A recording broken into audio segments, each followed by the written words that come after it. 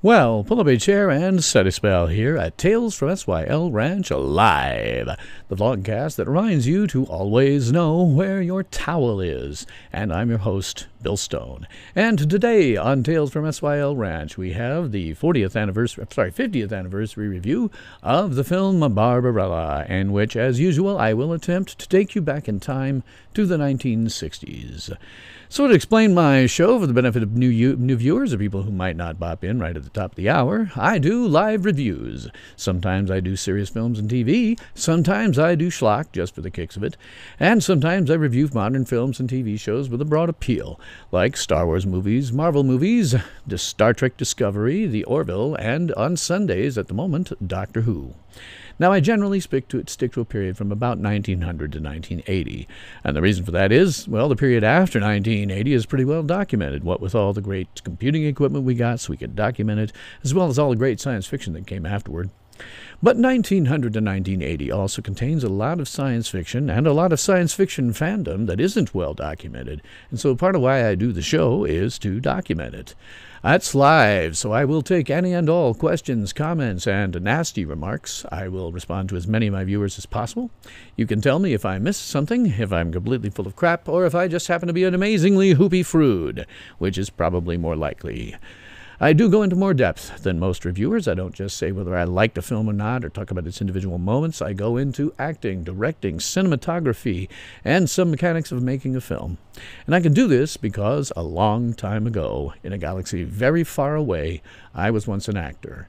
And so I can speak with a little authority. Not as much as a working actor today, and I never want to give that impression, but with some authority.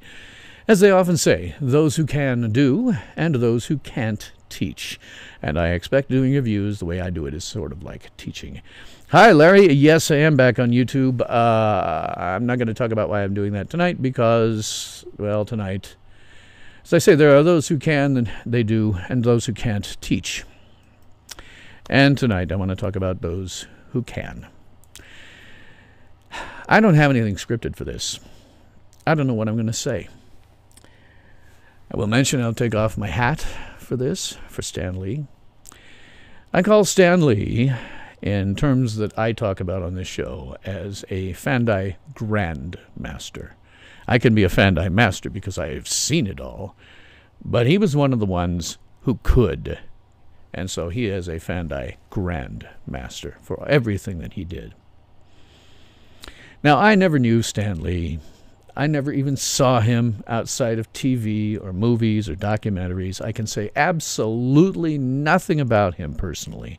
I will not be giving his eulogy. But I can say a couple of things about what he did. It comes to you at a certain point. You know, I'm old enough now that I'm starting to see people that are close to me, my elders, starting to pass away. And it's not so much that you get used to it. It's that you sort of come up with the notion that, oh, this is happening. I kind of have to expect it. And so you see your childhood heroes starting to pass away. And what strikes me with Stan Lee is most of us, myself included, are about 2 generations away from being completely forgotten. My children will remember me, and if I'm lucky, my grandchildren will remember me, hopefully not as some doddering old man. But once they're gone, I will be nothing more than a name on a headstone that people won't look twice at when they go through the Rose Cemetery in South Dakota. Stan Lee, on the other hand, will live for generations, if not centuries, because of what he did. Now, Stan started out as a child of Jewish immigrants at a time when that was not an easy thing to do.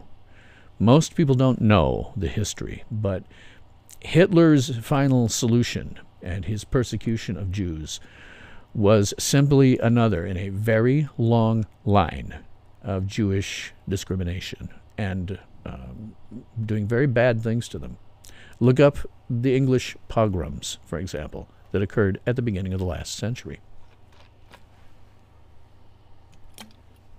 So for Stan to come in as Stan Lieber and ultimately, very quickly on, start using his pen name of Stan Lee was probably a reaction to that. There were people prior to the U.S.'s entry into World War II who thought that Hitler was an okay guy. You know, before we found out everything he'd done and all the horrible things he'd done, there were people who actually supported him. And probably Stan knew these people. So he started out in comics at a time when that was still going on. He started out in what would become Marvel Comics. He actually first got his start in fandom. He got his start in fanzines, which I'll talk about a bit for this episode. He's got his start in fanzines, moved on into the professional world, ultimately created most and had a hand in creating almost all of the great Marvel characters that we currently think of as iconic. Stan either wrote them, or he edited the books in which they appeared, or later he published the entire thing.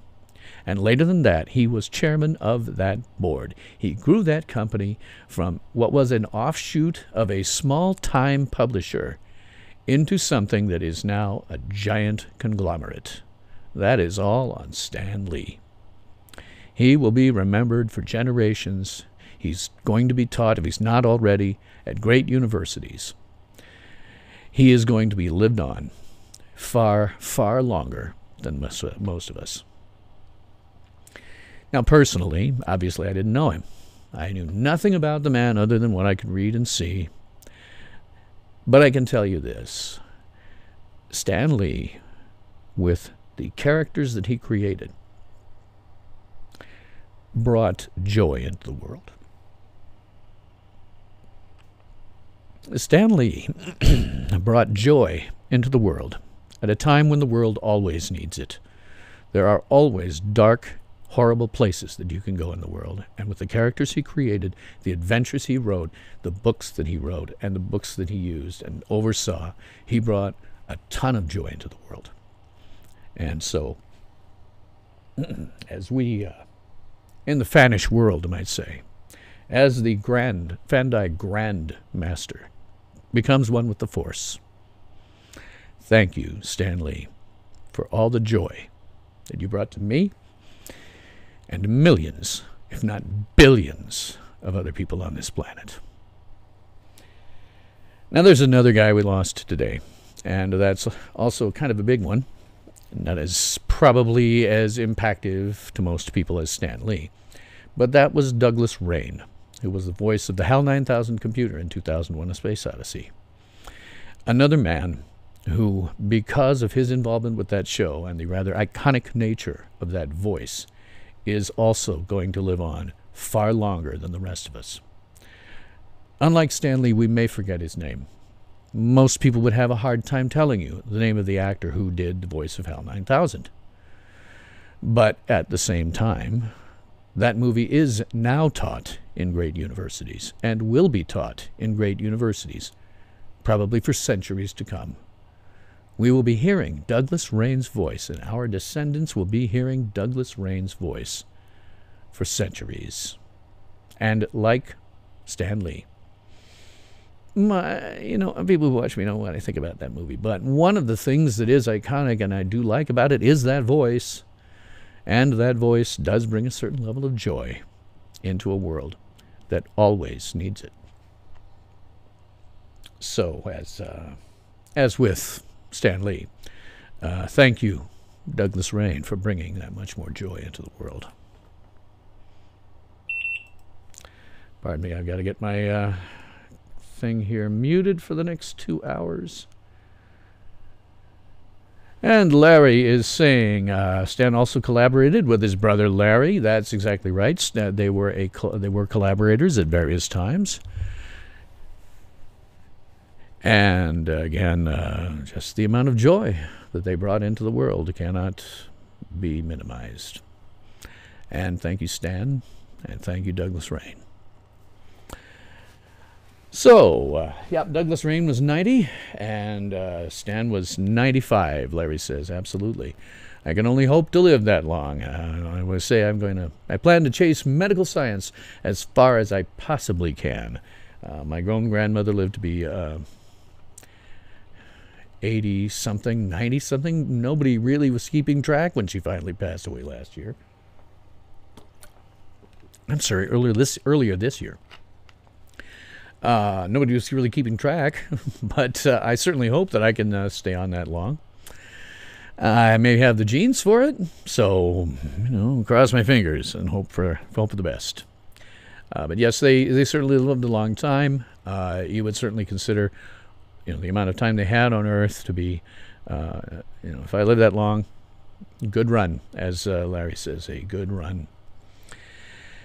So, okay, I'm going to get back to the review of Barbarella, which is what you actually came here for, as opposed to my getting weepy about Stan Lee.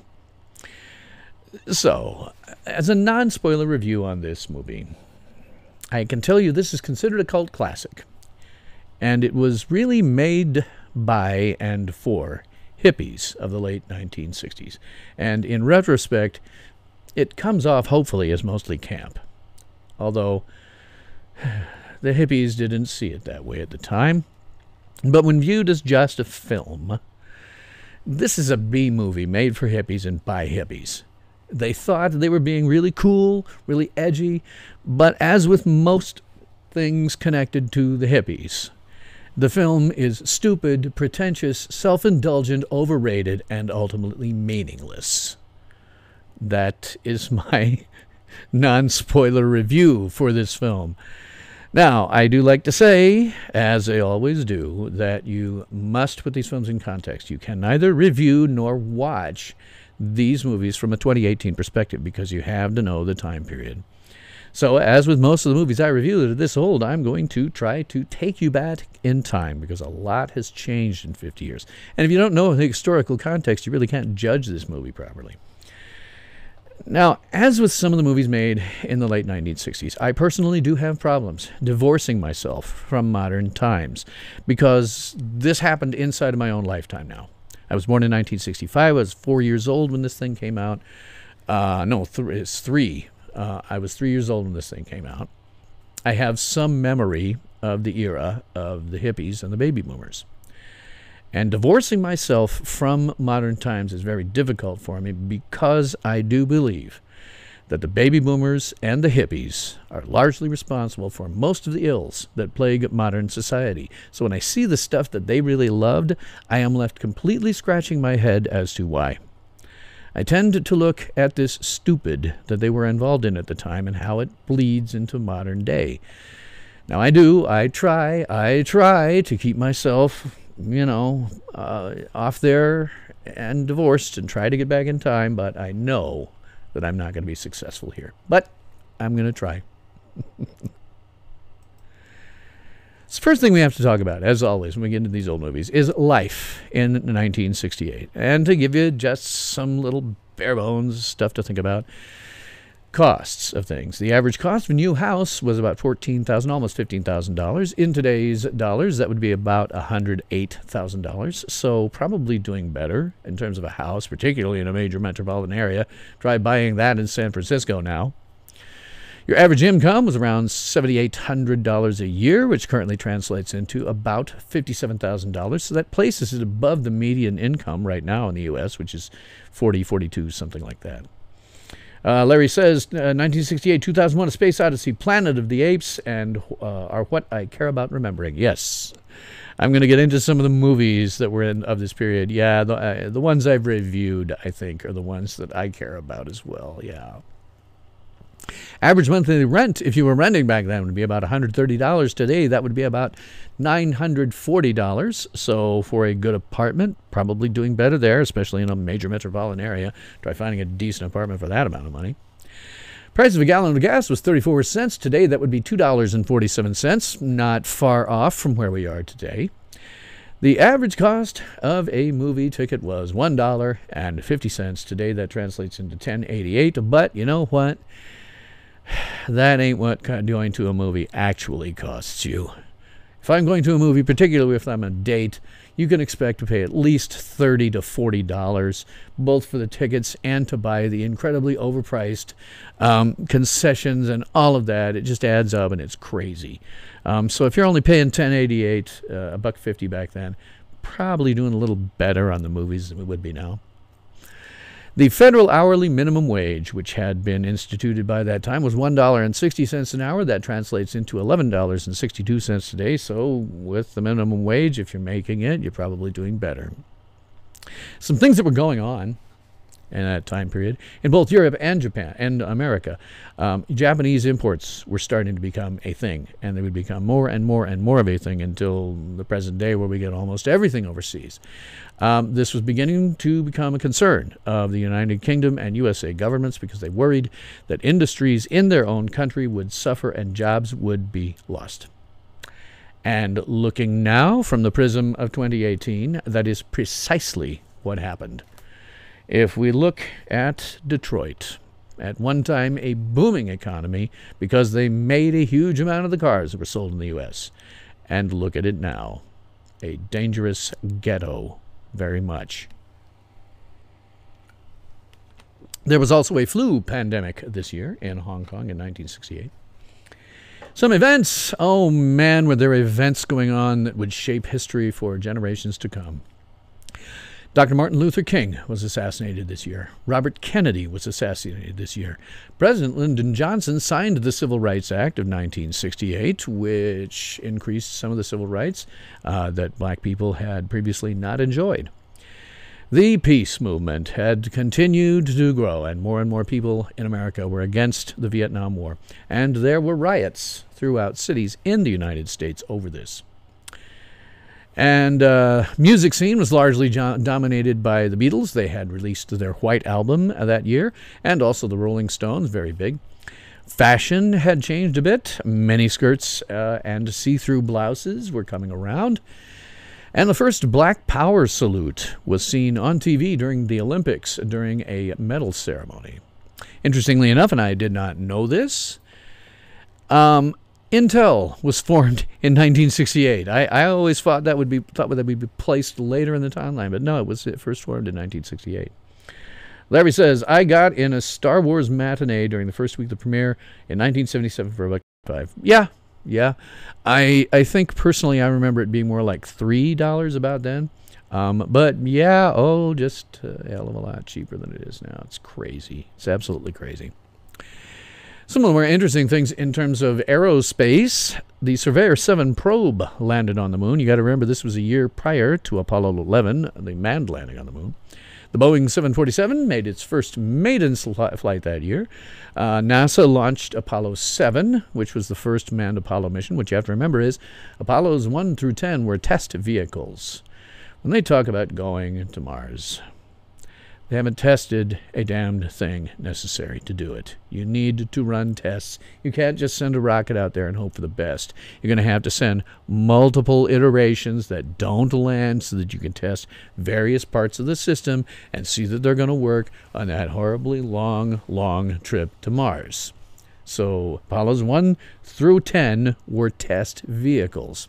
That same year, Apollo 8 orbited the moon, which became the first manned space mission to ever achieve that feat. Again, testing. Can we get there? Can we get in orbit? Can we come back? Airbags were invented that year, although they wouldn't be common in cars for decades to come. The first successful heart transplant was in 1968. The emergency 911 system was started at that point, and the first ATMs were installed by the First Philadelphia Bank. And those are something also that would not become standard until the late 1970s, early 1980s, through the 1980s. There was an election that year, and Richard Milhouse Nixon defeated Hubert Humphrey and George Wallace. One of the few times that someone other than a Democrat or a Republican actually mattered on the ballot. Films that were very popular at the time. The Graduate, Who's Coming to Dinner? Bonnie and Clyde, The Valley of the Dolls, The Odd Couple, the movie, not the TV show, Planet of the Apes, and Rosemary's Baby.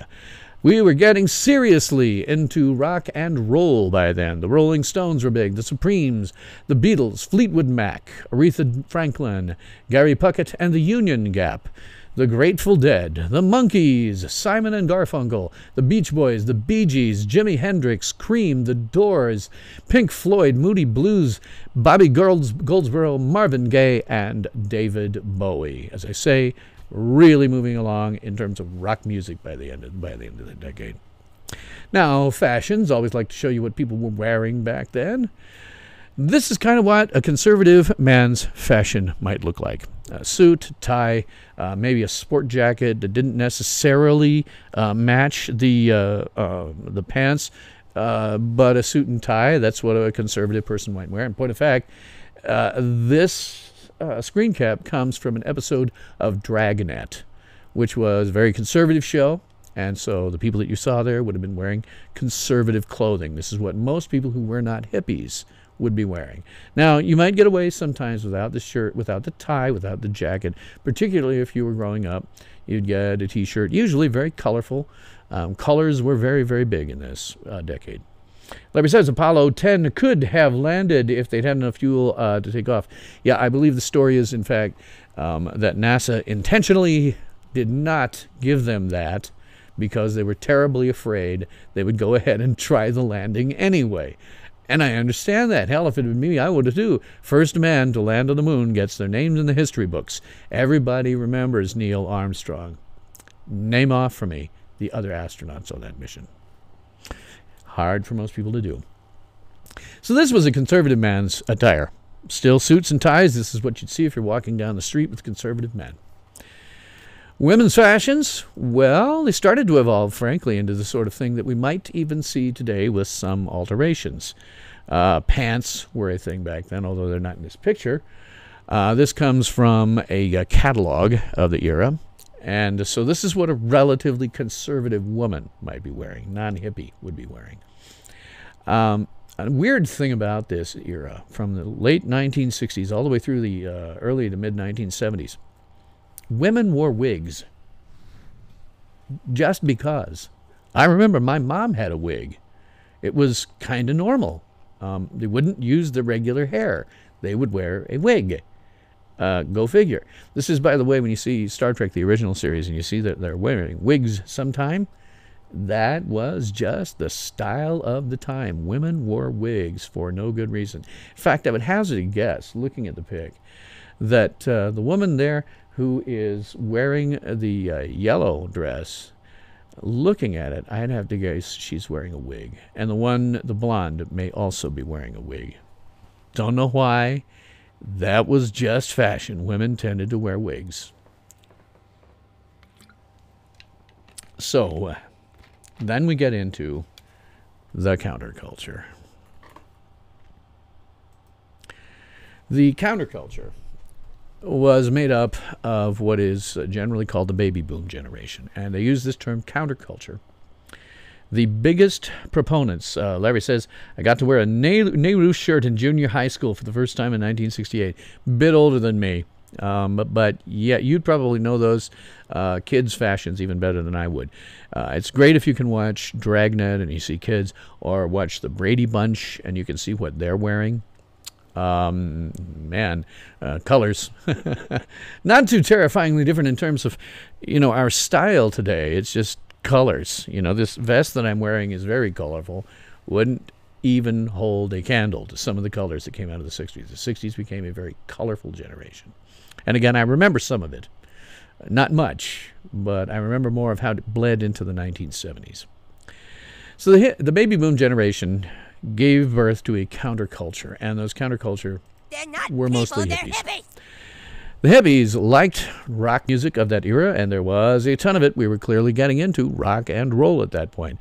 Larry says TV used bright colors to sell live TV. Yeah, the reason that on Star Trek, the original series, they have such bright colored uniforms is because the NBC was billing itself at that time as the all-color network. And so Star Trek had a lot of colors, even in things like the sets and background lighting that they used. It was to push the color televisions and the color TV networks. Now, the hippies of this time period, they liked rock and roll. They liked it a lot. They also liked drugs, particularly marijuana and LSD. And they liked communism. And they liked sex. They called it free love at the time. Now, you have to remember that this generation was the first one that had the benefit of the birth control pill. That is an enormous, enormous thing to happen. It changed all of society And we're still seeing the ramifications today. What people today, especially women growing up now, have to remember is, prior to the invention of the birth control pill, anytime a woman had sex, there was a significant possibility that she might get pregnant. And that's why not having sex until you got married was a big thing prior to the birth control pill. But this generation was the first one that had it, and turned sex into something that was not just for procreation, but for recreation. Recreational sex became a thing, and they did quite a lot of it. This is pre what we think of as most STDs, although they were called venereal diseases back then. And those, the ones that they had really were syphilis and gonorrhea, which mostly could be treated by then. Larry says they had communes. The hippies loved communism. They loved having communes. As far as I know, all of them have failed. And not surprisingly, communism never works. Beyond all that, I am unclear what they thought they were actually going to accomplish, because in reality, they accomplished precisely dig. To this day, the baby boomers and the hippies think that they ended the Vietnam War. And if you look at history, no. The Vietnam War ended for totally different reasons. Now, as I say, this is inside of my lifetime, but just barely. I sort of remember it, and I sort of remember it being stupid. I still think that it was really, really stupid. My opinion hasn't changed in 50 years. In fact, it's only become more critical with age, because I think the hippies and their generations are the one that I blame for really fracking up society, and we are still seeing its effects. And Larry says, free love, free speech, free thought. Tune in, turn on, and drop out was a common thing to say.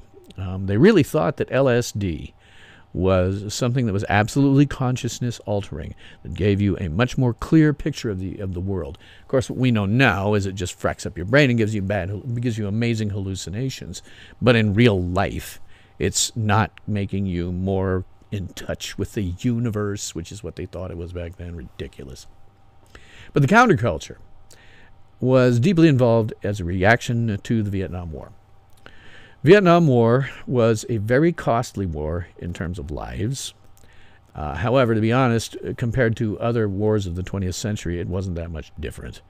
If you look at World War II, that was far, far worse. Larry's mentioning Timothy Leary. Oh, God, yes, Timothy Leary. To this day, something, well, I'm not sure if he's around anymore, but at last I knew, still a proponent of LSD. They actually had LSD clinics where you could go and have your consciousness altered by essentially a chemical that's fracking up your brain and giving you hallucinations. And that's all there really is to it. But the Vietnam War was very costly. It was also the first war that we saw on television every night. Soldiers coming home, dead soldiers in body bags. And hippies saw this war as completely meaningless, because this was the second time, with Korean War being the first, that a proxy war was being waged between the forces of communism and freedom. That's actually what was happening. And young people were being drafted and sent to die and fight in a war that hippies did not think mattered to them at all. Now, I have some longer-term pictures of that. My father once said, and I didn't get it until I was much older, the Vietnam War was a battle in what amounted to a much larger war against communism. And the hippies may have been right on some level. Larry says body count was shown every night on the news. Yeah, you would see these body bags coming in with dead soldiers, and they would tell you how many had been killed that day, which did not happen in World War II. The casualty rate in World War II was way worse.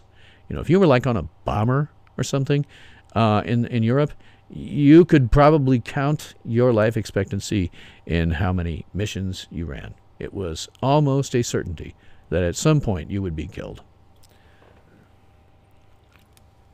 So, they were protesting that. You can see that here in this pic. They were protesting a lot of what went on.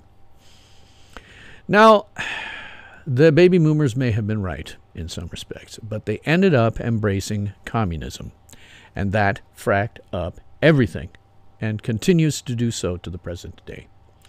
They went on to take the reins of power as they got older, and in the process, basically screwed everything up.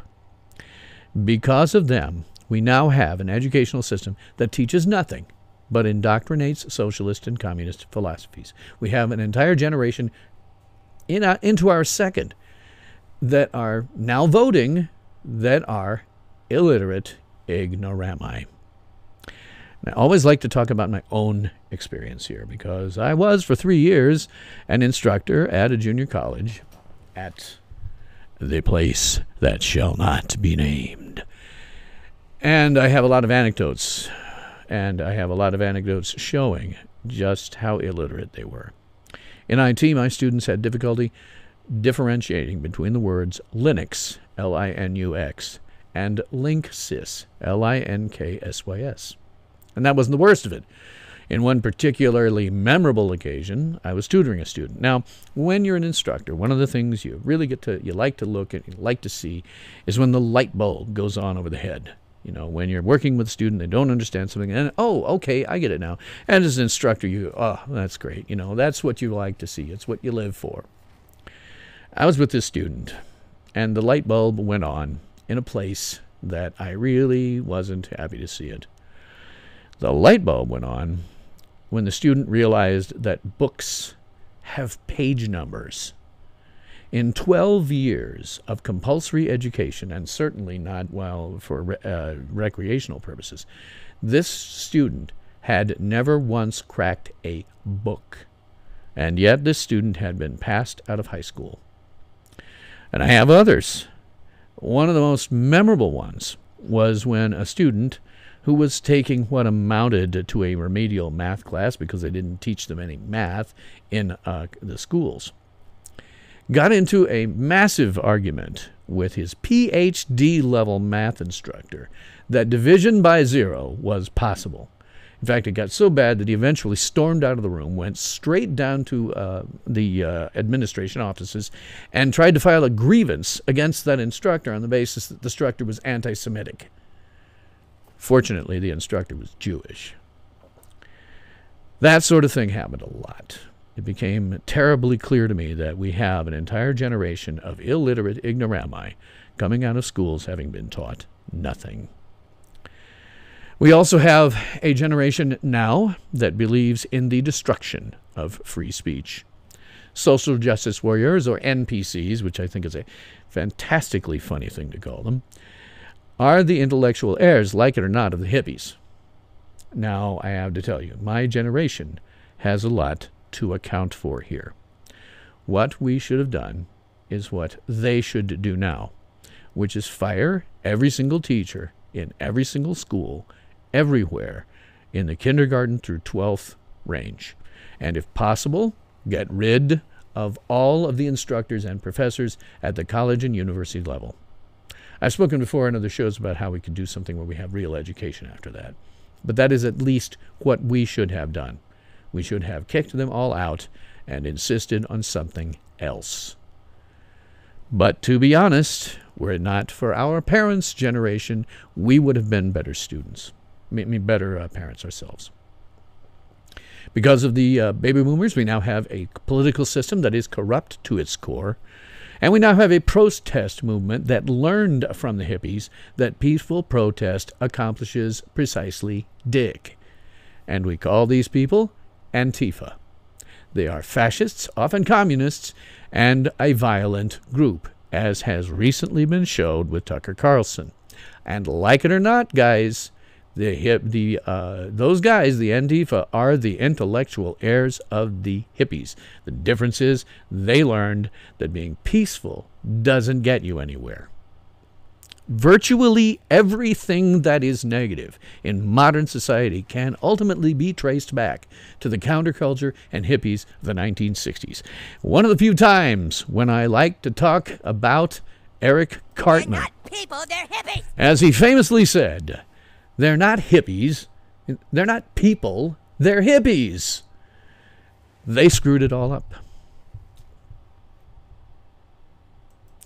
Now, I also like to talk about fandom of the year. That's part of what I do for the show, is attempt to document fanish history that has yet to be documented.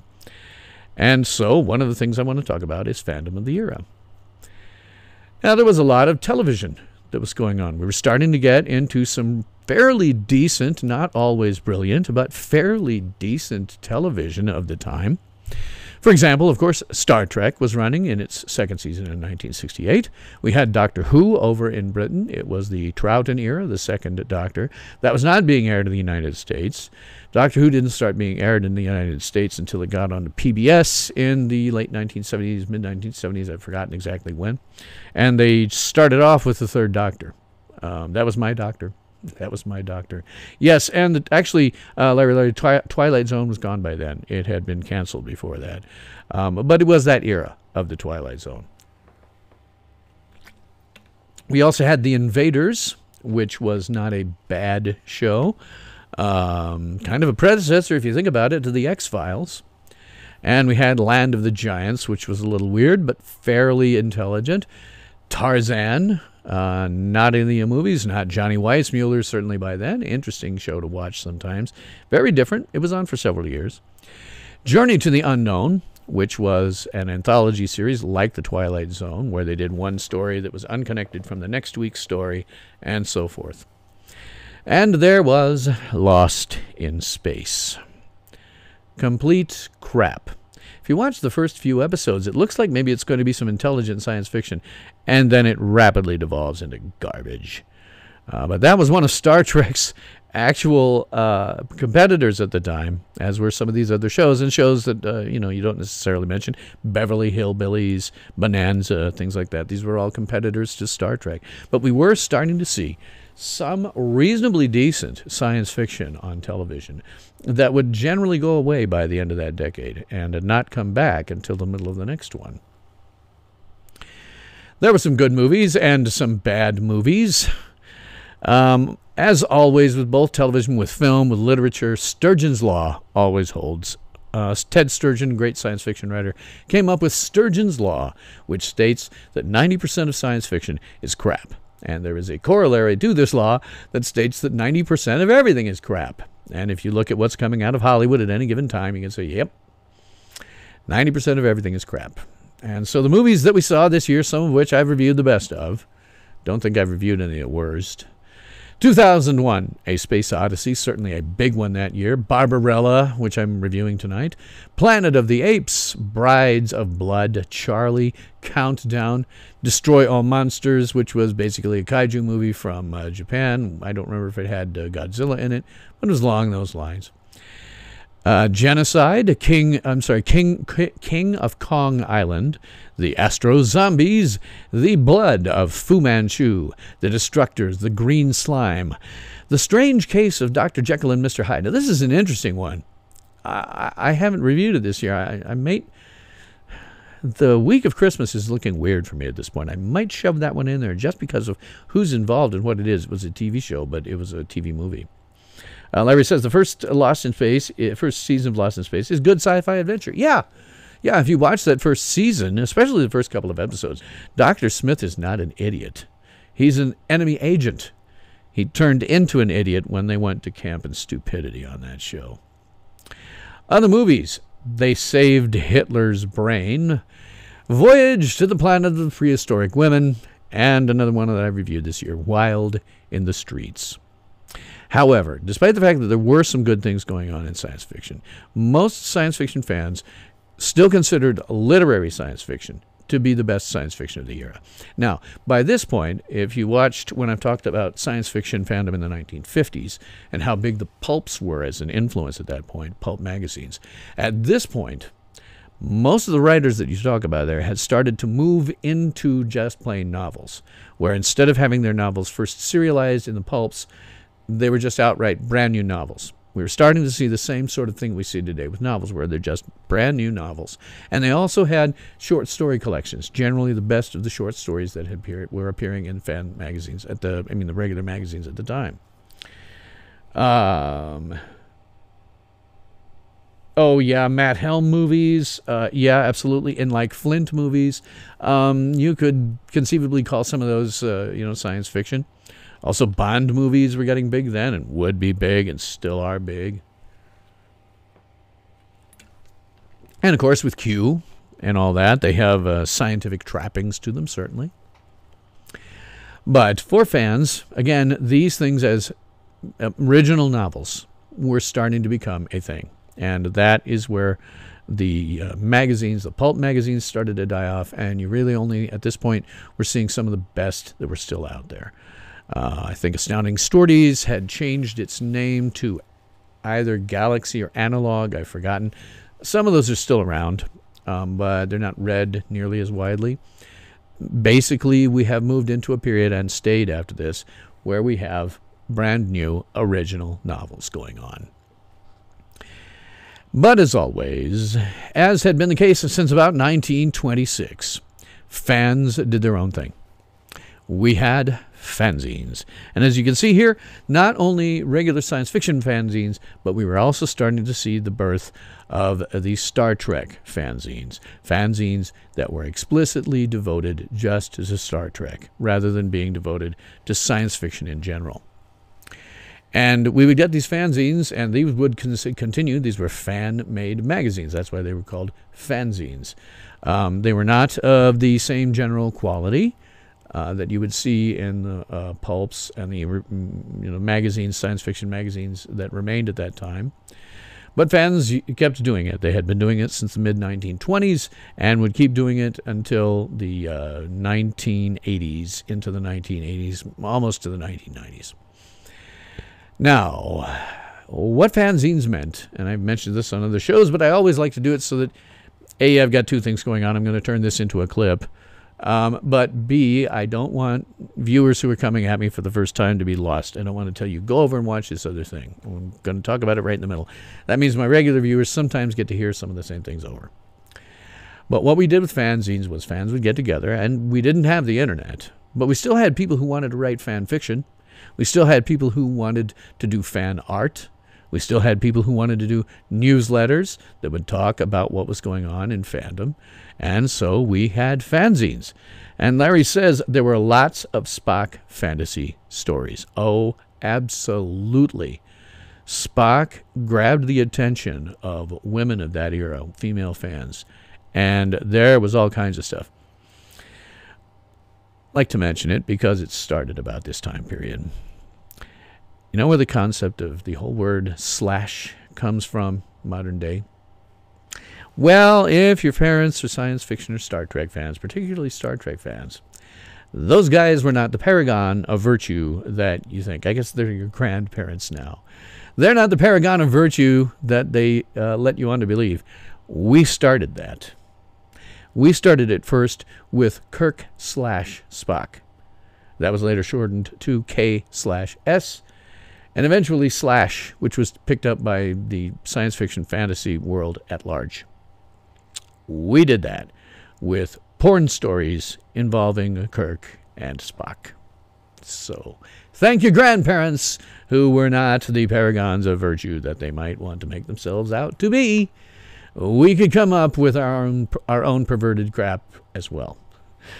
But there were lots of people who were writing stories, and a lot of it, as you can see here, was starting to be devoted just to Star Trek with a heavy emphasis on Spock.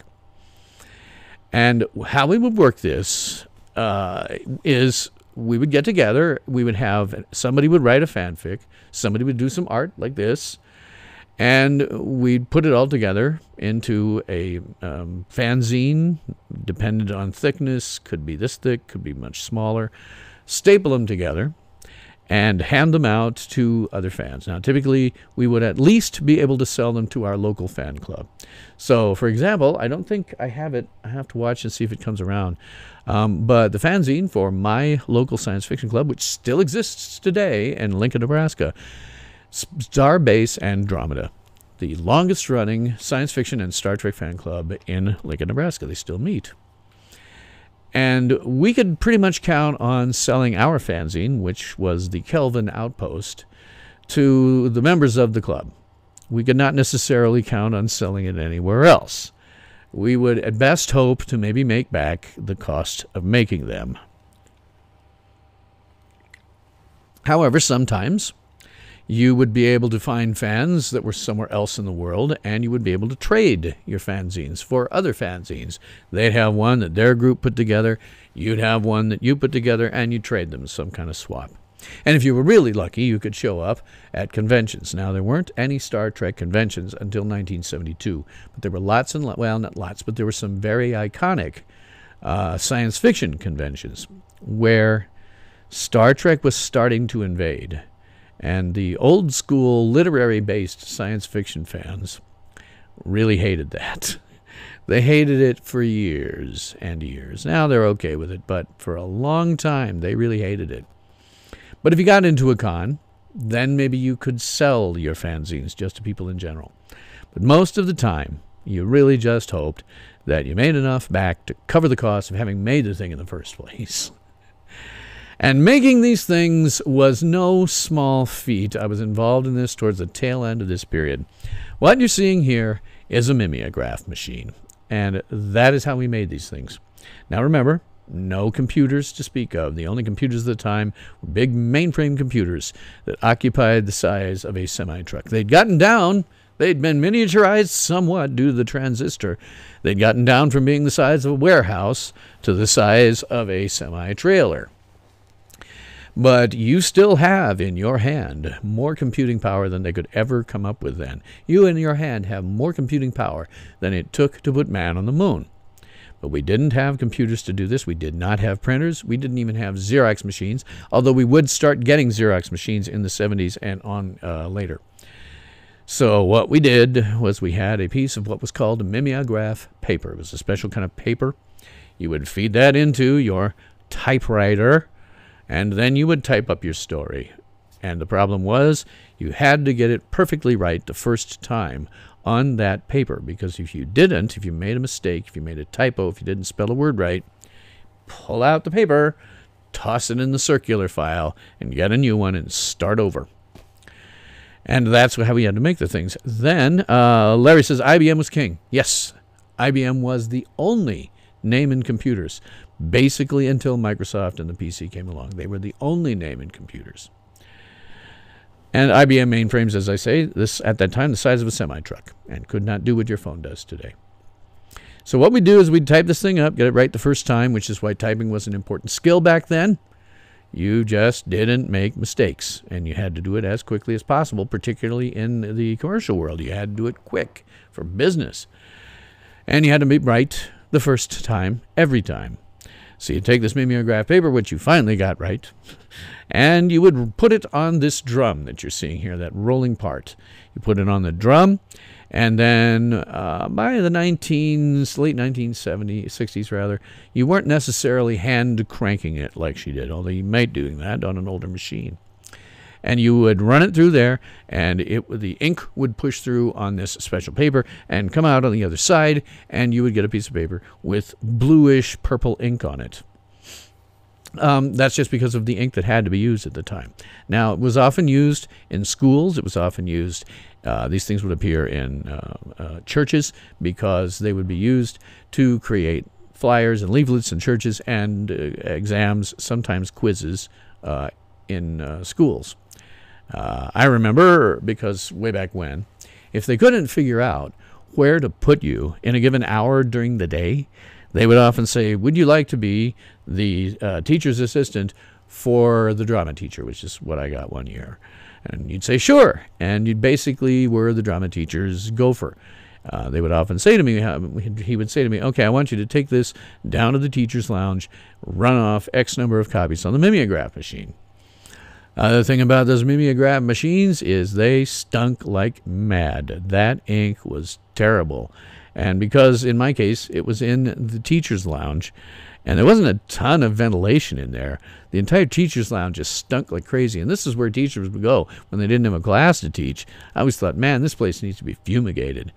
But the other thing was, you would oftentimes get this ink on your fingers. As a process of doing this, you would get ink stains on your fingers. And this had been the case all the way back since we first had science fiction fandom in the 1920s.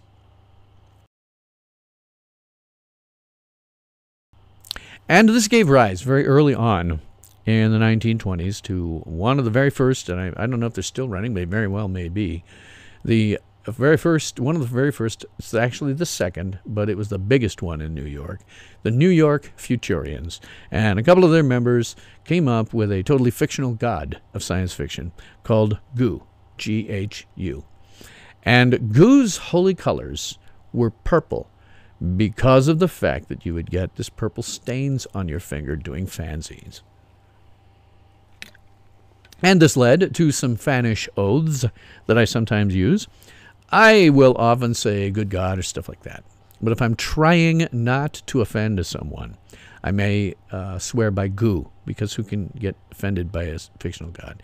So you might say something like, by Goo's purple fingers, by Goo's holy purple roads. You won't see me doing that much, but it does happen. I usually use frack, frel, tange, etc. Go around words like that rather than real fictional curse words. Because I don't want to offend anybody, and some people do get offended by that kind of language still. Certainly that kind of coarse language is used almost every day. You can see it everywhere on YouTube, but as a general rule, I try to keep it off of my show. So that's what we were doing with 1960s fandom. All those fanzines and all of that literature and all of those movies and TV shows were now getting into the public consciousness. And whilst people still considered science fiction to some extent, non-fans considered science fiction to some extent to be kind of stupid and out there, and why would anybody pay attention to it, it was now starting to become a little more mainstream. It didn't really get mainstream until after Star Wars, but it was starting to become more mainstream. So all of that, not less than an hour, along with my talking about Stan Lee, I can now issue you for this film a... Spoiler alert. Spoiler alert. All hands, prepare for incoming spoilers. Yes, it is a spoiler alert, and that is because I am the Fandi master, and that means that the fandom is strong with me, and that means that nothing is new, nothing is original, and at worst, I figure it out about a half an hour early. This is not a boast or a brag. This is sadly where you find yourself after having watched, read, and listened to about 100 years worth of science fiction. You just can't see the new stuff for the entire century that came before, and you find out there isn't really that much that's new in the world. And often it interferes with your ability to enjoy things. Watch my last review of Doctor Who, and you'll see that I talk about that happening throughout the entire season of Doctor Who so far. So, this film, the plot, if you can call it that, of this film. In the 41st century, space adventurer Barbarella is assigned by the President of Earth to retrieve Dr. Durand from the Tau Ceti planetary system where he's been lost. Durand is the inventor of a laser-powered super weapon called the positronic ray, which Earth leaders fear will fall into the wrong hands. So Barbarella crash lands. Make sure you get that. She doesn't land on purpose. She crash lands on Tau Ceti's 16th planet and is knocked unconscious by two children who find her. They bring her into the wreckage of a spaceship, apparently the one that Durand crashed in, where she's then tied up and attacked by dolls with razor-sharp teeth, doing a little more than messing up the stripper outfit that she was already wearing. Barbarella is then rescued by a man named Mike Hand, who's referred to as the Catchman, who patrols the ice looking for errant children. And Hand tells her that Durand is in the city of Sogo, and she then gives her appreciation by offering to have sexual intercourse with him. Now, this practice is not done on Earth anymore. Physical sex is not done. They take pills and basically put their hands up and somehow have an orgasm doing that. They do it in the movie. But Hand suggests, no, let's do it without pills. Let's do it the regular way. And Barbarella's initially kind of skeptical about that. But after she does it, she finds out that she actually likes physical sex. What a shock.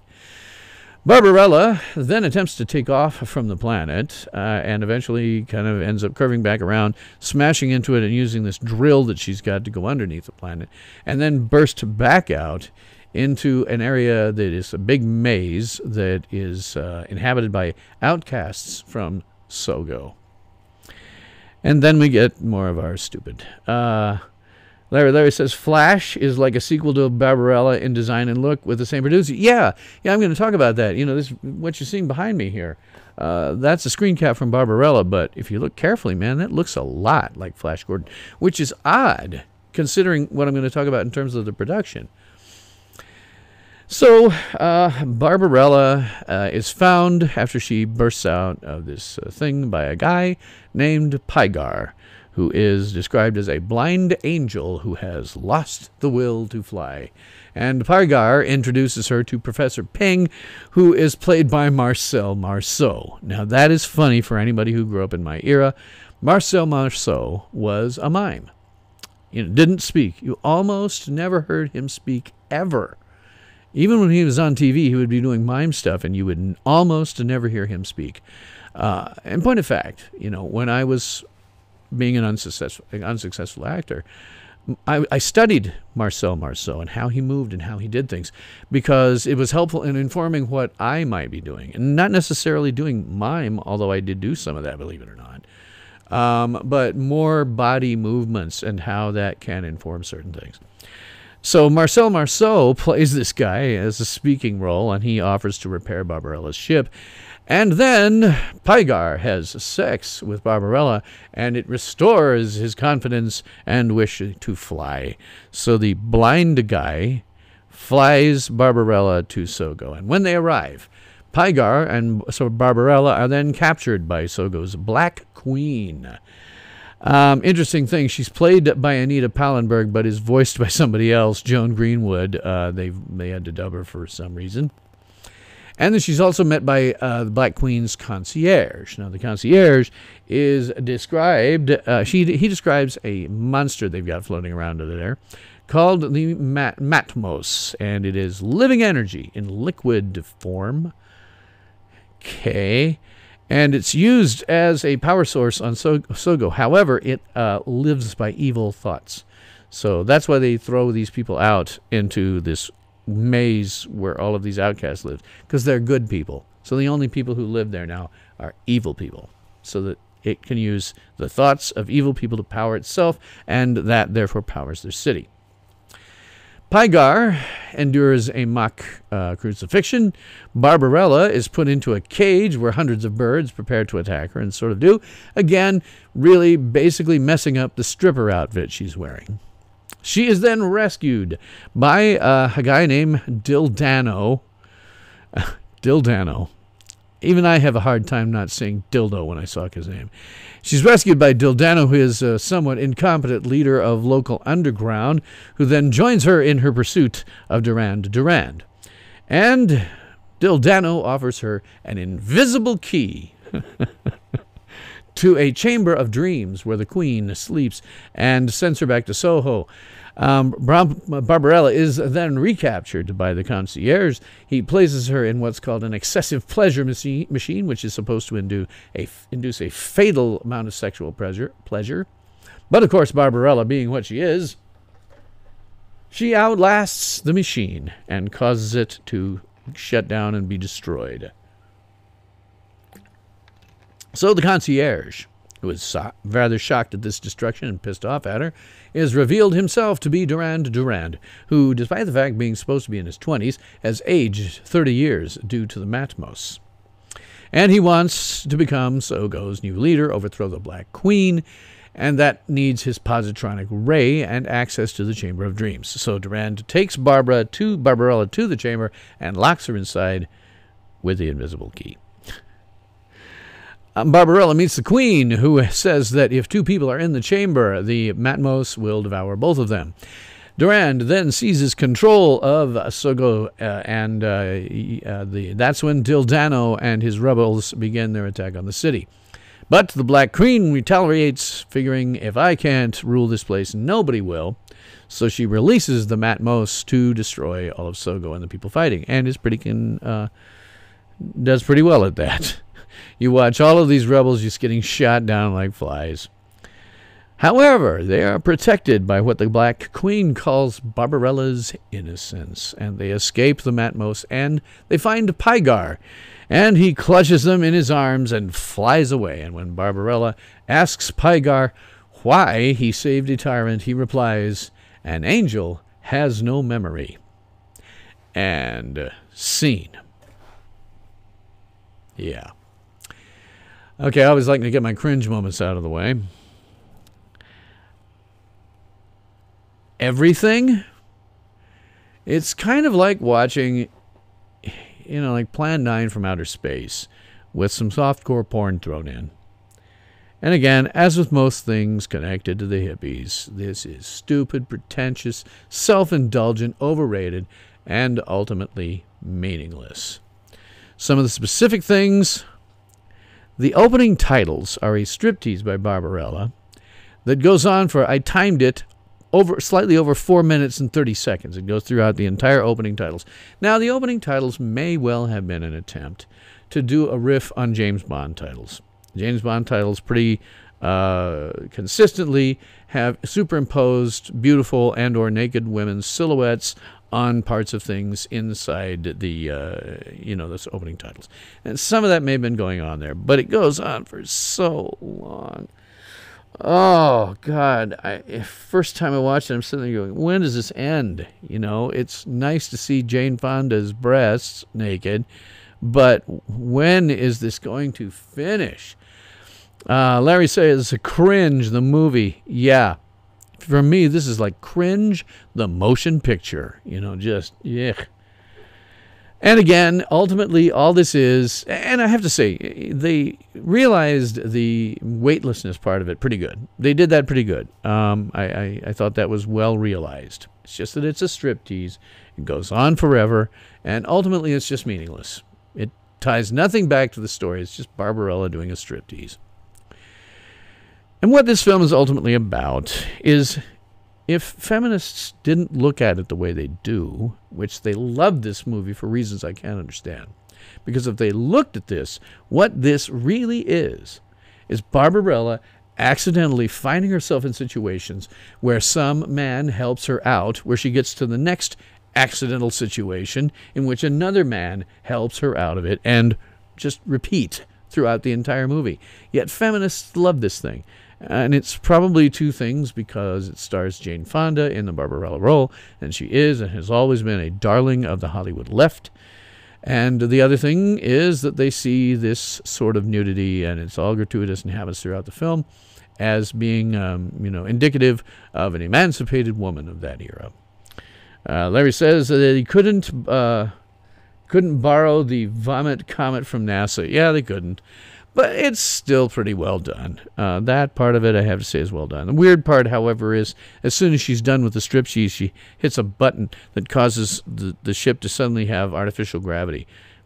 Do you know how much easier it would have been to take off a spacesuit in regular gravity as opposed to having to bounce around and do this striptease? It just doesn't make any damn sense. It was just a striptease because they could. In terms of great moments, well, some of the performances are decent. Most of them suck. And the visuals are interesting. As you can see in the green screen I've got behind me tonight, this is a screen cap from one of the visuals they did. And as Larry said, the visuals bear a lot of relationship to what we saw in Flash Gordon, which is, again, odd, considering the only person really that stayed with the two was the producer, Dino De Laurentiis.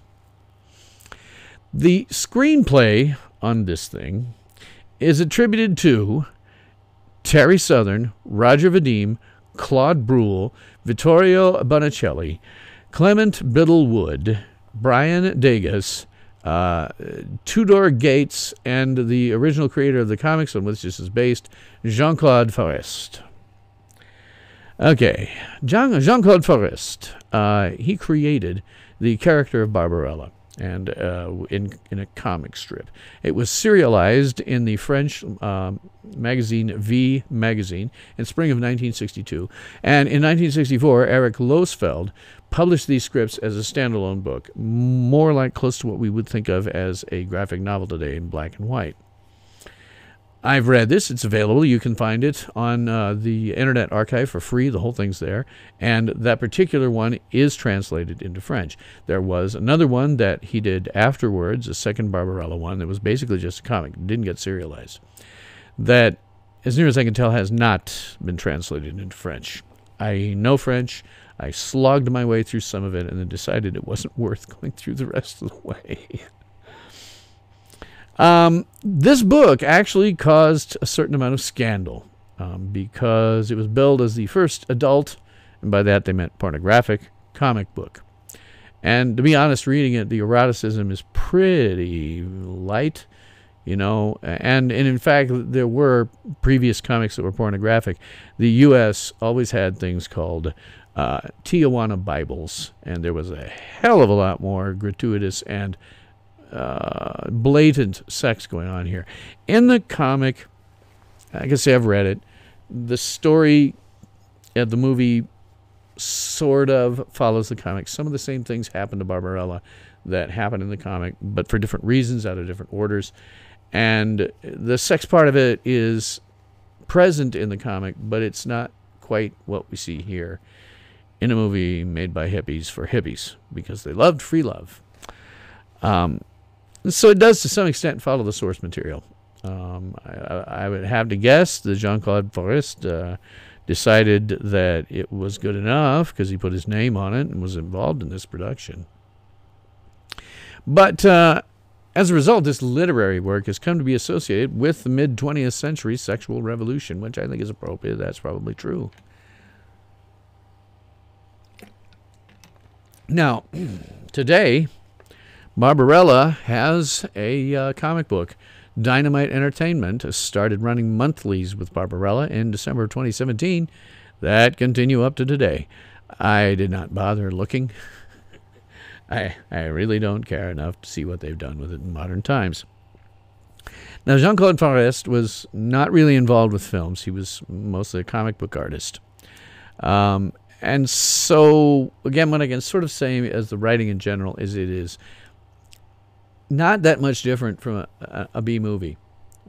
And the fact that there are 8 writers attached probably accounts for some of the reason why it's a mess of a plot. And it does marginally follow the events of the source material. So there is that. But I still think, in the end of the day, if you look at it, it's just a B movie with a little sex in it. And it comes off as total camp today. I just don't think the hippies of the time thought it was camp, and I'm not sure some of the actors thought it was camp. Not like, a movie, again, produced by the same producer, Dino De Laurentiis, Flash Gordon in 1980. That was just camp. Everybody knew it was camp. It was very self-aware. Here, I think only a couple of the actors are completely self-aware about it. Speaking of actors, we have Jane Fonda as Barbarella. She's got a bunch of awards. And like the last time I did somebody like this, a woman who has a lot of awards, and I'm going to go through them all. I want you to listen to these and to think about how many of them would not be awarded to a man that exist solely because Jane Fonda is a woman. Her IMDb, by the way, is 1960 to the present. She has 57 acting credits, almost exclusively film, although she's done 3D TV series, one of which she was a voice actor, and most recently the TV series Gracie. She plays Grace Hansen in the TV series Grace and Frankie. That's ongoing. And she is legitimately a good actress. I have seen her do some pretty good work. She is legitimately a good actress. And this is some of her awards are legitimately showing you that. 1972, she won the Oscar for Best Actress in a leading role for the film Clute. She won the Golden Globes multiple times. One of them, in 1980, she won the Henrietta Award for World Film Favorite Female. Not for anything in particular. In 1979, she also won the Henrietta Award and the World Film Favorite Female and Best Actress in a Motion Picture Drama for the film Coming Home. 1978, got the Golden Globes for Best Actress in a Motion Picture for Julia. 1973, she won the Henrietta Award and the World Film Favorite Female. 1972, she won Best Actress in a Motion Picture for Clute, and 1962 Golden Globes for Most Promising Newcomer Female for the film Tall Story. She's also won an Emmy in 1984 for Outstanding Lead Actress in a Limited Series or Special for The Doll Maker. She won a couple of BAFTAs. 1980, she won the BAFTA for Best Actress for The China Syndrome. 1979, she won Best Actress for Julia. The American Film Institute gave her a Lifetime Achievement Award in 2014. The American Movie Awards gave her a Best Supporting Actress for On Golden Pond in 1982, and she does do good at that. I've seen that one. 1980, she won the Favorite Film Star Female. The Cannes Film Festival in 2015 gave her the Caring Woman in Motion Award. And in 2007, she won the Golden Palm from the Cannes Film Festival. Cine Euphoria has given her a Career Honorary Award in 2018, and she won the Critics' Choice Award in 2013 for Best Guest Performer in a Drama Series for The Newsroom. I'm going to see a lot of this one as we go through because it's an Italian thing. She won the David Donatello in 1978 for Best Foreign Actress for Julia. Then she won the Elle Women in Hollywood Award in 2008, the Icon Award. She got a gala tribute at the Film Society of the Lincoln Center in 2001. She won the Fotogrammus de Plato in 1973 for Best Foreign Movie Performer for Clute again. And she won the Gay and Lesbian Entertainment Critics Association Award in 2006 for Timeless Award. She got the Timeless Award there. She won the Golden Apple in 1977 for Female Star of the Year, and she got a Sour Apple in 1979. I'm not sure what that means. Won the Golden Boot Award in 1977, and she got a Lifetime Achievement from the Golden Camera in 2017. She won the Gracie Allen Awards in 2014 for Outstanding Female Actor in a Guest Role for The Newsroom. She won the Hasty Pudding Woman of the Year Award in 1960. She won Best Supporting Actress for the Hollywood Film Awards for Youth in 2015. Pardon me for a sec. Doing all of those freaking things is getting a frog in my throat. She won the Image Award in 1971 for Best Actress, Outstanding Actress in a Motion Picture, again for Clute. She won the Jupiter Award in 1979 for Best International Actress, won the Kansas City Film Critics Award in 1971 for Best Actress for Clute, and then again in 1970 for They Shoot Horses, Don't They? She won the Laurel Awards in 1966 for her performance for Comedy Performance Female in Cat Ballou, and in 1960 Top Female News Personality. Top Female New Personality, rather. Los Angeles Film Critics Association Award in 1978, Best Actress for Three Things, which, again, she is a legitimately good actress, for Coming Home, also Comes a Horseman, and California Suite. She won a Career Achievement in 2005 from the National Board of Review. She won the National Society of Film Critics Award in 1971 for Best Actress for Clute, the New York Film Critics Circle Award in 1971, Best Actress for Clute, and in 1970 for Best Actress, They Shoot Horses, Don't They? She won the Online Film and Television Association Award in 2015 for Best Actress in a Comedy Series for the current one that's currently running, Grace and Frankie. And 2011, she won their Hall of Fame Award. She won the People's Choice Award in 1983 for Favorite Motion Picture Actress, and she tied that time with Katharine Hepburn. She won that same award in 1982, in which she tied with Sally Field, and again the same award where she tied with Whoopi Goldberg in 1981, and in 1980 she won Favorite Motion Picture Actress outright without any ties. She won the Publicists Guild of America Award in 1982 for the Showmanship Award, probably for her left-wing activism. She won the Santa Barbara International Film Festival Award in 2016, the Kirk Douglas Award for Excellence in Film. I expect that's just a career life achievement one. She did win a life achievement from the Savannah Film Festival Award, which, by the way, I have the honor of having been down around for. One of my kids went to the Savannah College of Art and Design, and I got to see a little bit of that. She won that in 2001. She won the Female Star of the Year in 1977 from the Show West Convention. She won a Lifetime Achievement in 2018 from Traverse City Film Festival. The Venice Film Festival gave her a Golden Lion Award in 2017, which I assume is a lifetime achievement. And she won the Women Film Critics Circle Award in 2016 for Acting and Activism Award, and for a lifetime of activism both on and off the screen. And she won Women in Film Crystal Awards in 1981. One thing to know about Jane Fonda, and something that sticks in my craw, and has stuck in the craw of most of the veterans from the Vietnam War. At the height of the Vietnam War, Jane Fonda went to the other side, the North Vietnamese, and did a lot of anti-American stuff. She made films and videos, and they were put out. Veterans hate her to this day for that. Now, me personally, I have some feelings about the Vietnam War that are a little different than most people's, but that sucker sticks in my craw. It's her left-wing activism going in and saying, look, the U.S. is bad, communism is better. She's an idiot on that regard. She has, in later years, recanted and said she's sorry, but frankly, it was 20 to 25 years too late and far too little. But having done that, placed her as a darling of the left in Hollywood, and she's been one ever since. And if you look at those awards she's won, some of them are simply because she's female and a leftist. In terms of her performance, God, I guess she does a convincing performance as a completely clueless, sexy blonde who needs men to get her out of every single situation she gets into. That's really all I have to say about it. She's a bimbo airhead, and she plays that fine.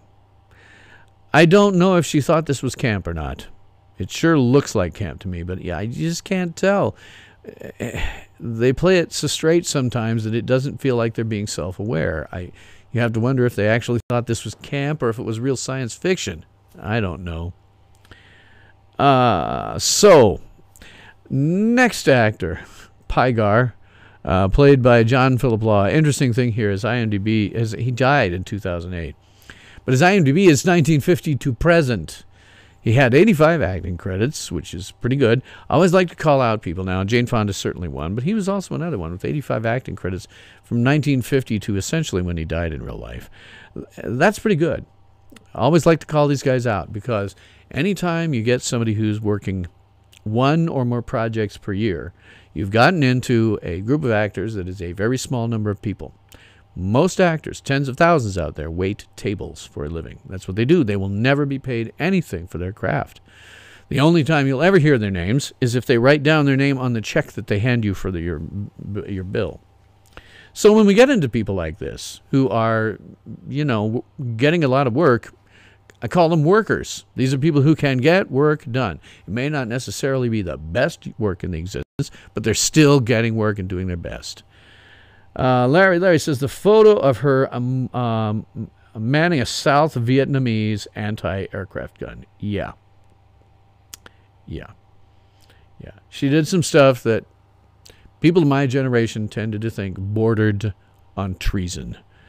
And again, despite the fact that I have some very specific thoughts about the Vietnam War, that sticks in my craw. It really does. I don't think when you got a war going on like that, you should go over and do something that's just totally demoralizing. It wasn't the fault of the people who were in Vietnam. They were draftees. They were required to be there. And so when Jane Fonda goes over to North Vietnam, Larry says he's correcting himself, it was North Vietnam. When she goes over to North Vietnam and does stuff where she's saying anti-American stuff and is sitting, as he said, on a North Vietnamese anti-aircraft gun, that's pointed at Americans who did not want to be there for the most part. They had to be there. For those guys, it borders on treason. For me, it is just, that's not something you should do. That, not necessarily treason, but God, really bad. Really, really bad. Anyway, John Philip Law as Pygar. He has an IMDb, he goes 1950 to present, despite the fact that he passed away in 2008. 85 acting credits. He's currently got one that's listed in post, and he has one posthumous one from 2017. And he did primarily film and some TV movies and won no awards. his performance. He convincingly plays a blind man with wings who comes off as though he's had a traumatic brain injury. I mean, he has nothing. His expression is the same the entire way through. He stares vacantly at everything and never has a reaction to anything ever. I have to assume that this was intentional, because the guy could act. Apparently, he had a lot of credits, but all he does is just the whole time. What do you say about somebody's performance who was apparently directed to do that? I guess he successfully portrays a blind man who, from his reactions, could have had a traumatic brain injury. That's about all I can say about him. Sometimes that's about all I can say about any of these guys.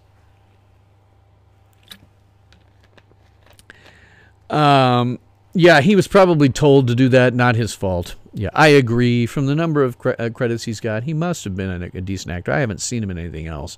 But for this one, all he does is just stare and not have any reactions to a damn thing going on around him. Like I say, probably directed that way, as Larry says, but it's hard to judge anybody's performance. It seems way off. It seems stupid that he would, a person would be like that, but that's what he was told to do. Then there's Anita Pallenberg as the Great Tyrant. She has an IMDb that ran 1967 to 2011. 19 acting credits, not necessarily worker in that period of time. And she did exclusively film with no awards. Her performance. As with everybody else, I don't know, she does evil. She plays an evil mad woman. She really doesn't have all that much screen time, but she plays an evil mad woman, and I guess it works, for this kind of film. Milo O'Shea, who played Durand, the big bad guy here. He has an IMDb that ran 1940 to 2004 with 97 acting credits. Again, a worker. Primarily did film, but he did do some TV movies and a couple of TV series with some recurring characters. And he did win an award. He won the Western Heritage Awards, a Brand Wrangler fictional television drama for Peter Lundy and the Medicine Hat Stallion. Never seen it, no idea. Now, he's playing at camp. Here's the one where I think he is self-aware about it being camp. It's one of the only ones where it comes off like he's self-aware being camp. And he seems to know it. He seems to be the only one in this cast who seems to know it. As such, it is a decent performance because he's just playing a crazed madman, bad guy, totally, just stereotypical, but he's, goes off his head, chews the scenery, and comes off as though he's somebody who's playing self-aware camp. And that works. That works pretty well. Of the major characters, he's the one I like the most because he has an actual performance as opposed to the angel who's like this the whole time, and Barbarella who's like, where's the next thing I do? Oh, you want to have sex with me? Okay. What do you do, man? Then there is what I like to call everybody else. And the reason I call it everybody else is there are quite a ton, just a ton, of small roles and cameos that are filled by people who are really well known.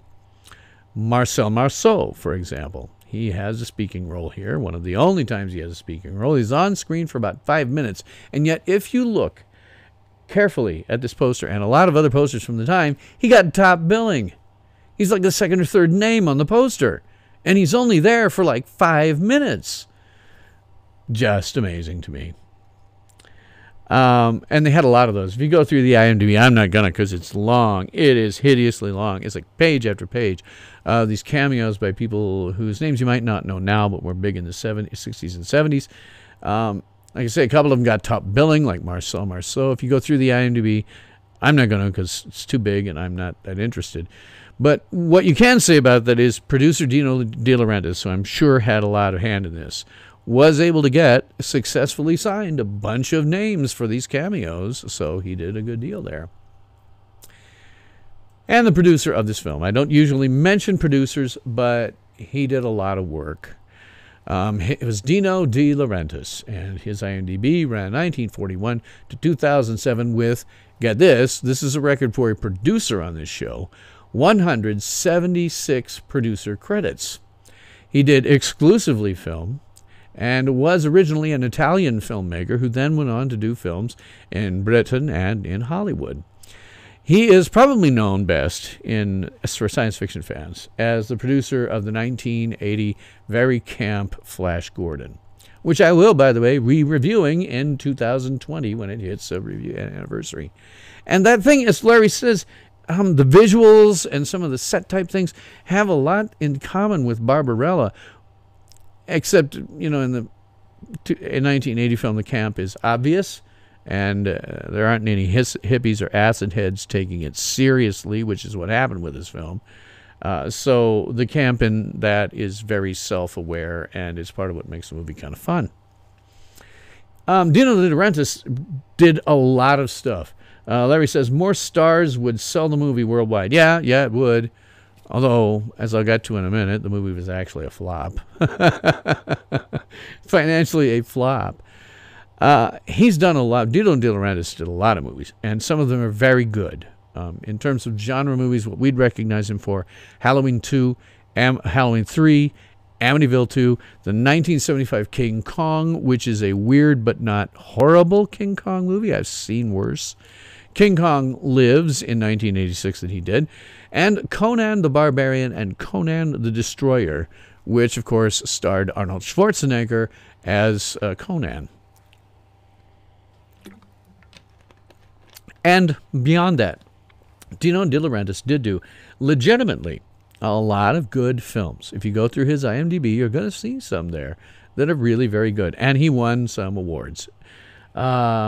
His daughter now produces movies, Larry says. Well, that's kind of cool. I did not know that. She certainly has somebody that was very successful to take an example from. I haven't looked at her IMDb to see what she's done, but that's kind of cool. Now, Dino De Laurentiis, he made so many films. Certainly he won awards. In fact, he got quite a number. He got 2 Oscars. 2001, he got the Irving G. Thalberg Memorial Award, which I assume is basically a career achievement. 1957, however, he won the Best Foreign Language Film Oscar for La Strada. Again, he was an Italian producer to start out with, who then moved into Britain and Hollywood. This film you're seeing here, Barbarella, is a transition sort of film for him. He has a lot of Italian people involved in this film and a lot of French people involved in this film. But it was also, I think, shot outside of Italy in Britain and then was released by Paramount, and so got worldwide stuff. He also won the Academy of Science Fiction, Fantasy, and Horror Films Lifetime Achievement Award in 1997.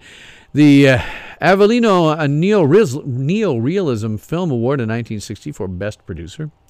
And he won a bunch of David Donatellos. 2006, he won an 50th Anniversary David, which I assume is a Lifetime Achievement. In 2000, he won the Cinecittà Award, or Cinecittà Award. That may be it. It's Italian.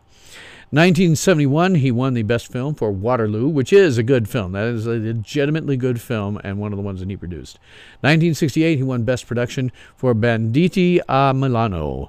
1966, Best Production for The Bible in the Beginning. I've seen clips of that, never seen the whole thing, but that looks like a good movie. 1965, he won the Golden Plate for the quality of his productions. Again, he did some very legitimately good movies. 1961, he won the David Donatello for Best Production for Tutti a Casa. 1957, he won that again for Best Production for Le Notti della Cabira. Let's see if I can get that right. It's Italian. He then won the Flianio International Prize in 2002. He got a career award. The Golden Goblets, which is an Italian award, 1973. The Golden Cup for La Scopone Scientifico. 1962, he won another Golden Cup. It was not specified for what. The Italian National Syndicate of Film Journalists in 1961 gave him Best Producer for 2 films, Tutti a Casa and Il Gobbo. 1958, he won Best Producer for La Notte della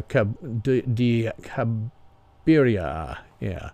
1955, he won it again for Best Producer for La Strada.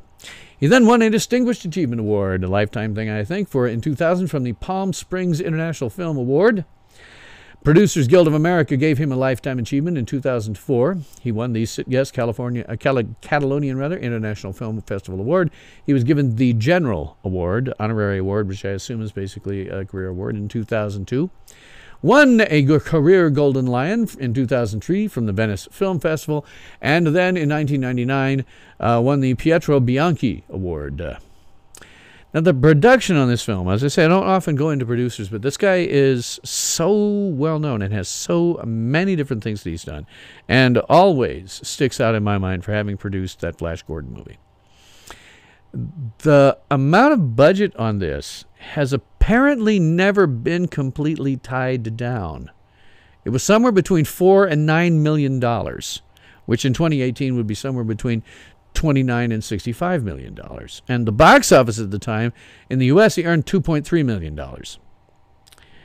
So get that, right? The box office in 2018 would have been $18 million. So comparing it just using the figures from 1968.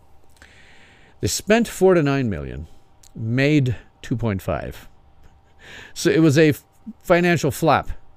And I can't find accurate figures for its profit. You would think after all this time, because of, home video and DVD and the fact that this is a cult classic. Hell, I have a 1080p copy of the thing I was watching. The fact that it's a cult classic, you would think there would be some level of total in terms of what this made, but I could not find it. I think it's very possible that the film is still a financial flop, despite the fact that it is now a cult movie. Director on this was Roger Vadim. His IMDb is 1950 to 1997. He did a number of things. He has 33 writer credits. His name is one of the 8 people on this screenplay. And what you have to remember when you're looking at his writer and director credits, there's a lot of overlap. He wrote and directed much of what he did. So he's got 31 director credits, 16 actor credits. Rafael de Laurentiis produced the movie Dune. Oh, really? And the 2 Conan movies. That's kind of cool. The movie Dune is weird. It's best viewed with an extended version. I think the best Dune adaptation that's been done is the one the Sci-Fi Channel did in early 2000s or mid-2000s, I think. That, to me, is one of the best adaptations. The Dune movie is weird.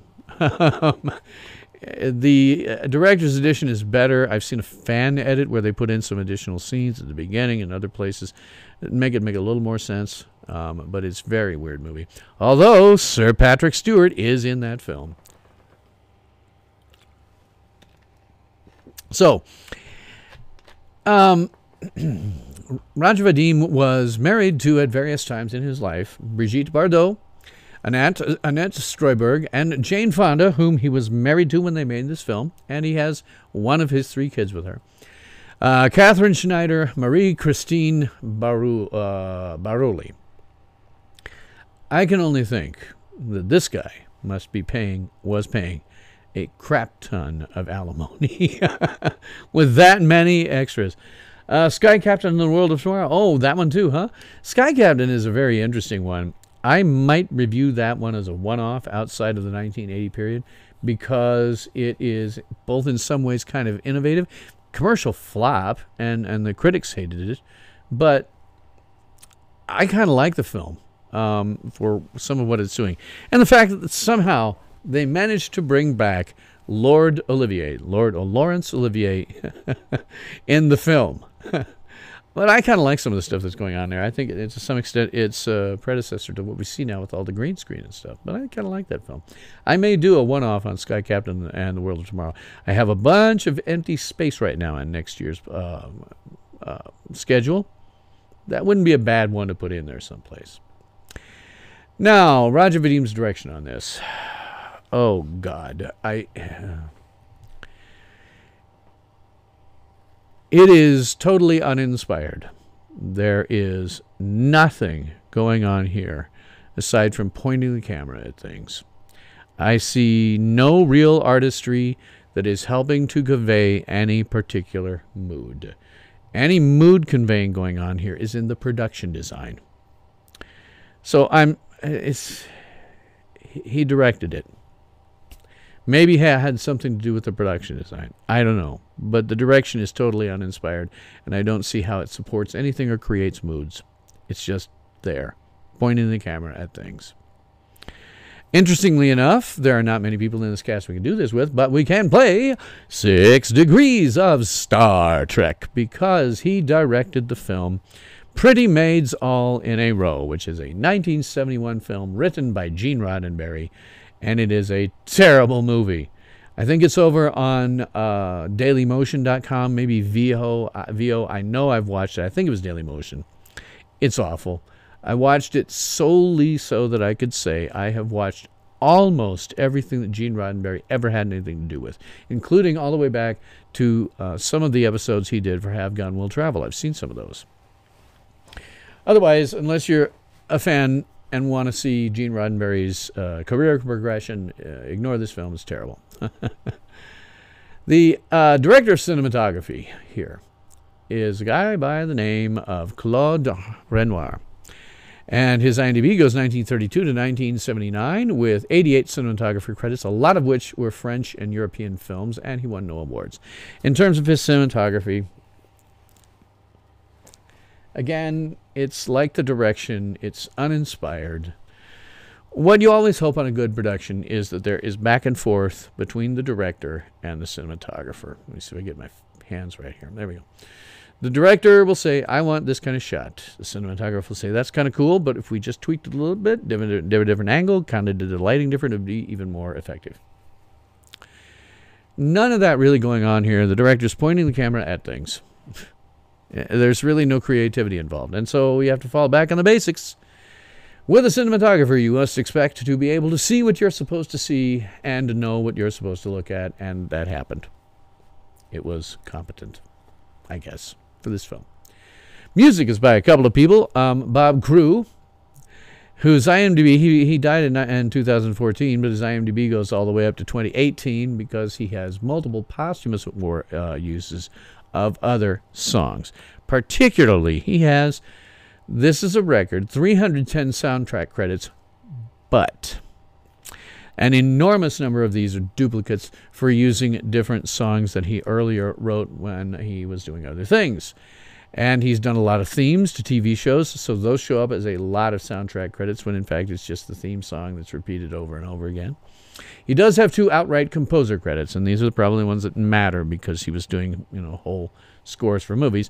One of which is Barbarella, and one is for a movie I don't know anything about called Everybody Knows My Name. However, what he, the Bob Crew generation, but what he's really primarily known for is a member of the band The Four Seasons, and he was their producer, arranger, and writer on many of their songs.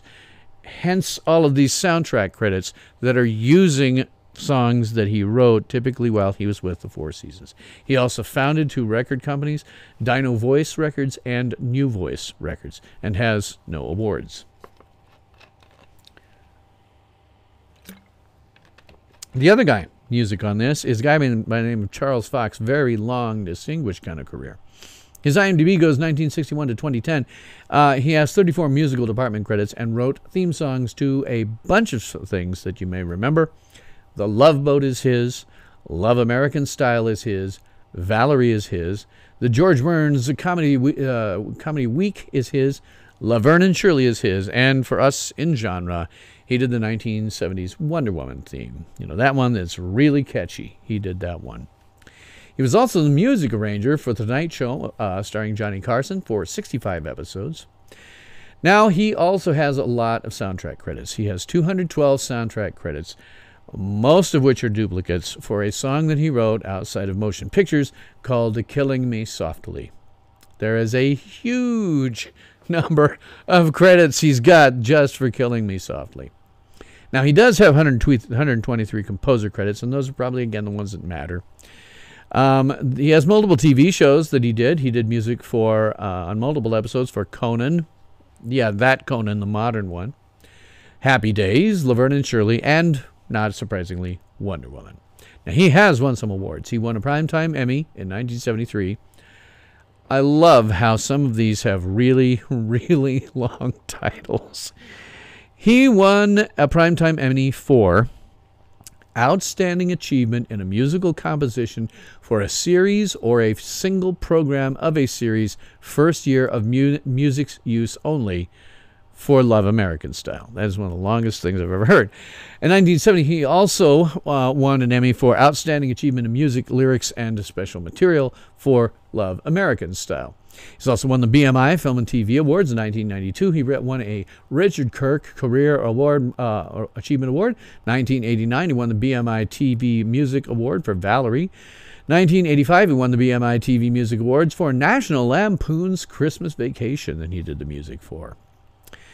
He also won a Grammy in 1973, and this is for the big song that keeps appearing over and over and over. He's credited for. He won for Song of the Year for Killing Me Softly with his song. Members of my generation will remember that sucker because it was played and played and played and played and played. I don't remember the lyrics, but I sure remember some of the chorus. Killing me softly with his song, killing me softly. Oh, I shouldn't have done that. Now it's going to be stuck in my head for the next 2 days. We can also, with him, play 6 Degrees of Star Trek, because he did the music for both The Boogaloos and Lidsville, which were Saturday morning TV series produced by Sid and Marty Krofft, who produced Land of the Lost, which had showrunner David Gerrold, who wrote the Star Trek episode The Trouble with Tribbles. Talking about the music in general that these guys did.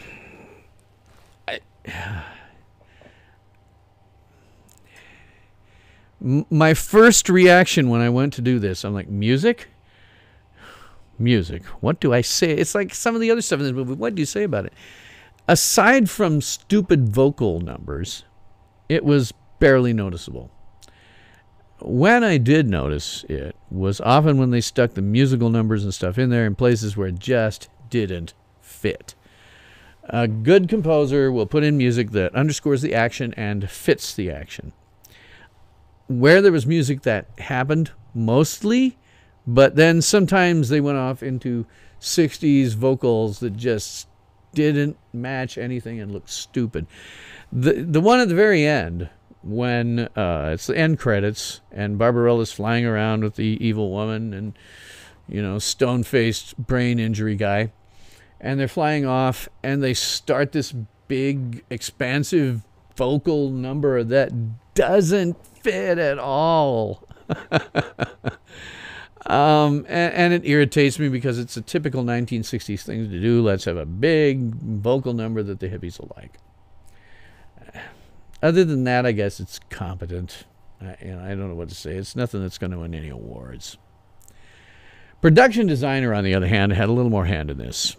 He was Mario Garbulia, and his IMDb, I didn't catch where it begins. It goes up to 2000 with 67 designer credits, exclusively film, a few TV movies, and largely European and or Italian productions. His awards include the BAFTA in 1971 for Best Art Direction for Waterloo. Again, a legitimately good film. The David Donatello Awards for, in 2006, a 50th Anniversary David, which I assume is a career achievement. 1981, he won Best Production Design for something I'm probably going to completely mangle. La Storia Vera della Signora dalle Camelie. I think I got that right. I don't know absolutely no Italian, so I'm hoping for the best. And then he won the Italian National Syndicate of Film Journalists Award repeatedly.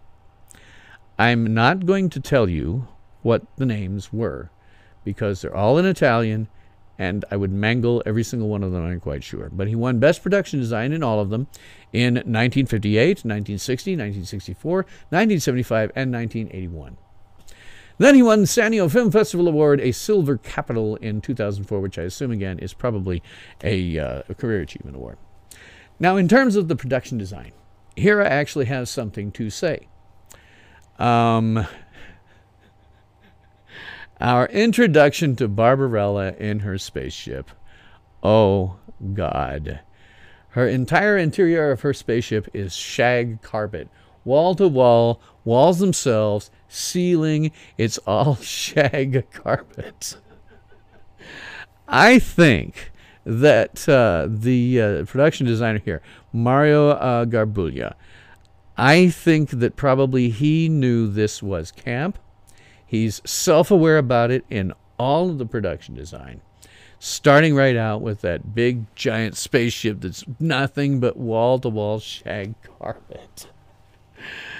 Wall-to-wall shag carpet was something that was starting to be big in the late 1960s, but got really big in the mid-1970s, where you would see vans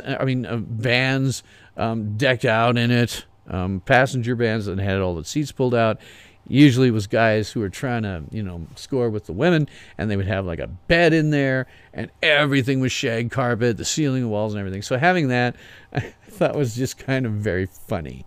It's calling to that, shag carpet era that was beginning then. His other production design involves a lot of plastics. The one that really struck me, however, the one that I thought was good, that actually had some mood setting to it, was the maze that was outside the city of Sogo. That maze is pretty cool.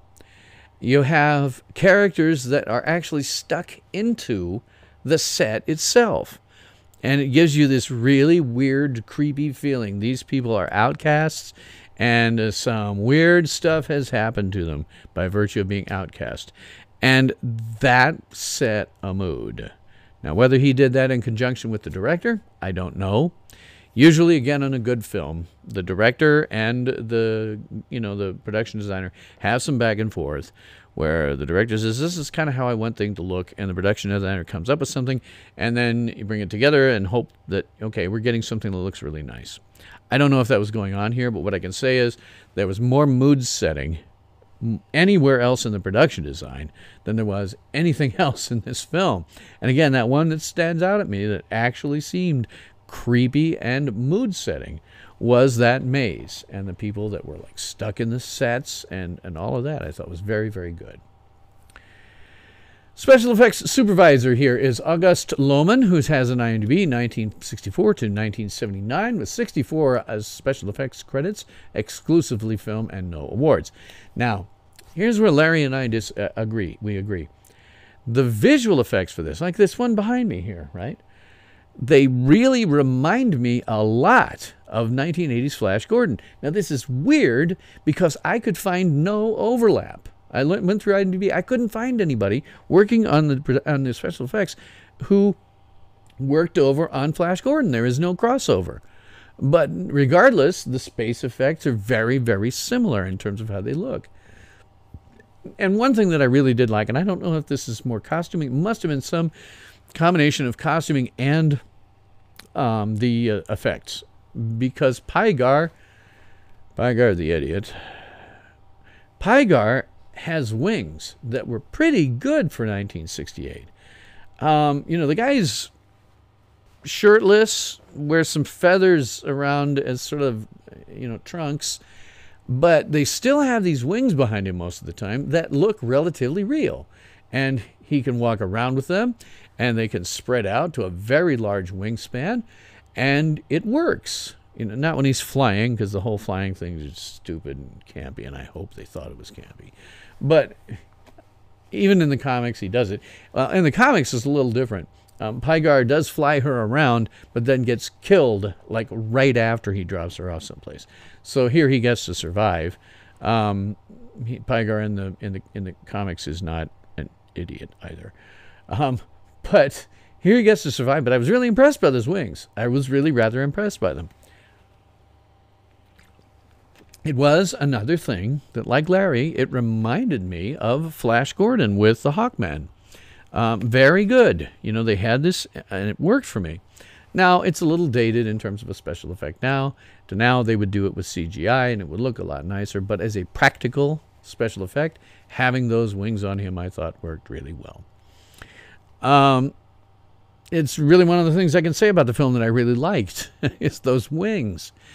And we also get into the costume designer here, because some of that will go along with her, Jacques Fonterre. IMDb from 1964 to 1950 with 50 costume designer credits, which is pretty damn good considering you're only talking about an 8-year career. However, he did almost exclusively film and many French productions.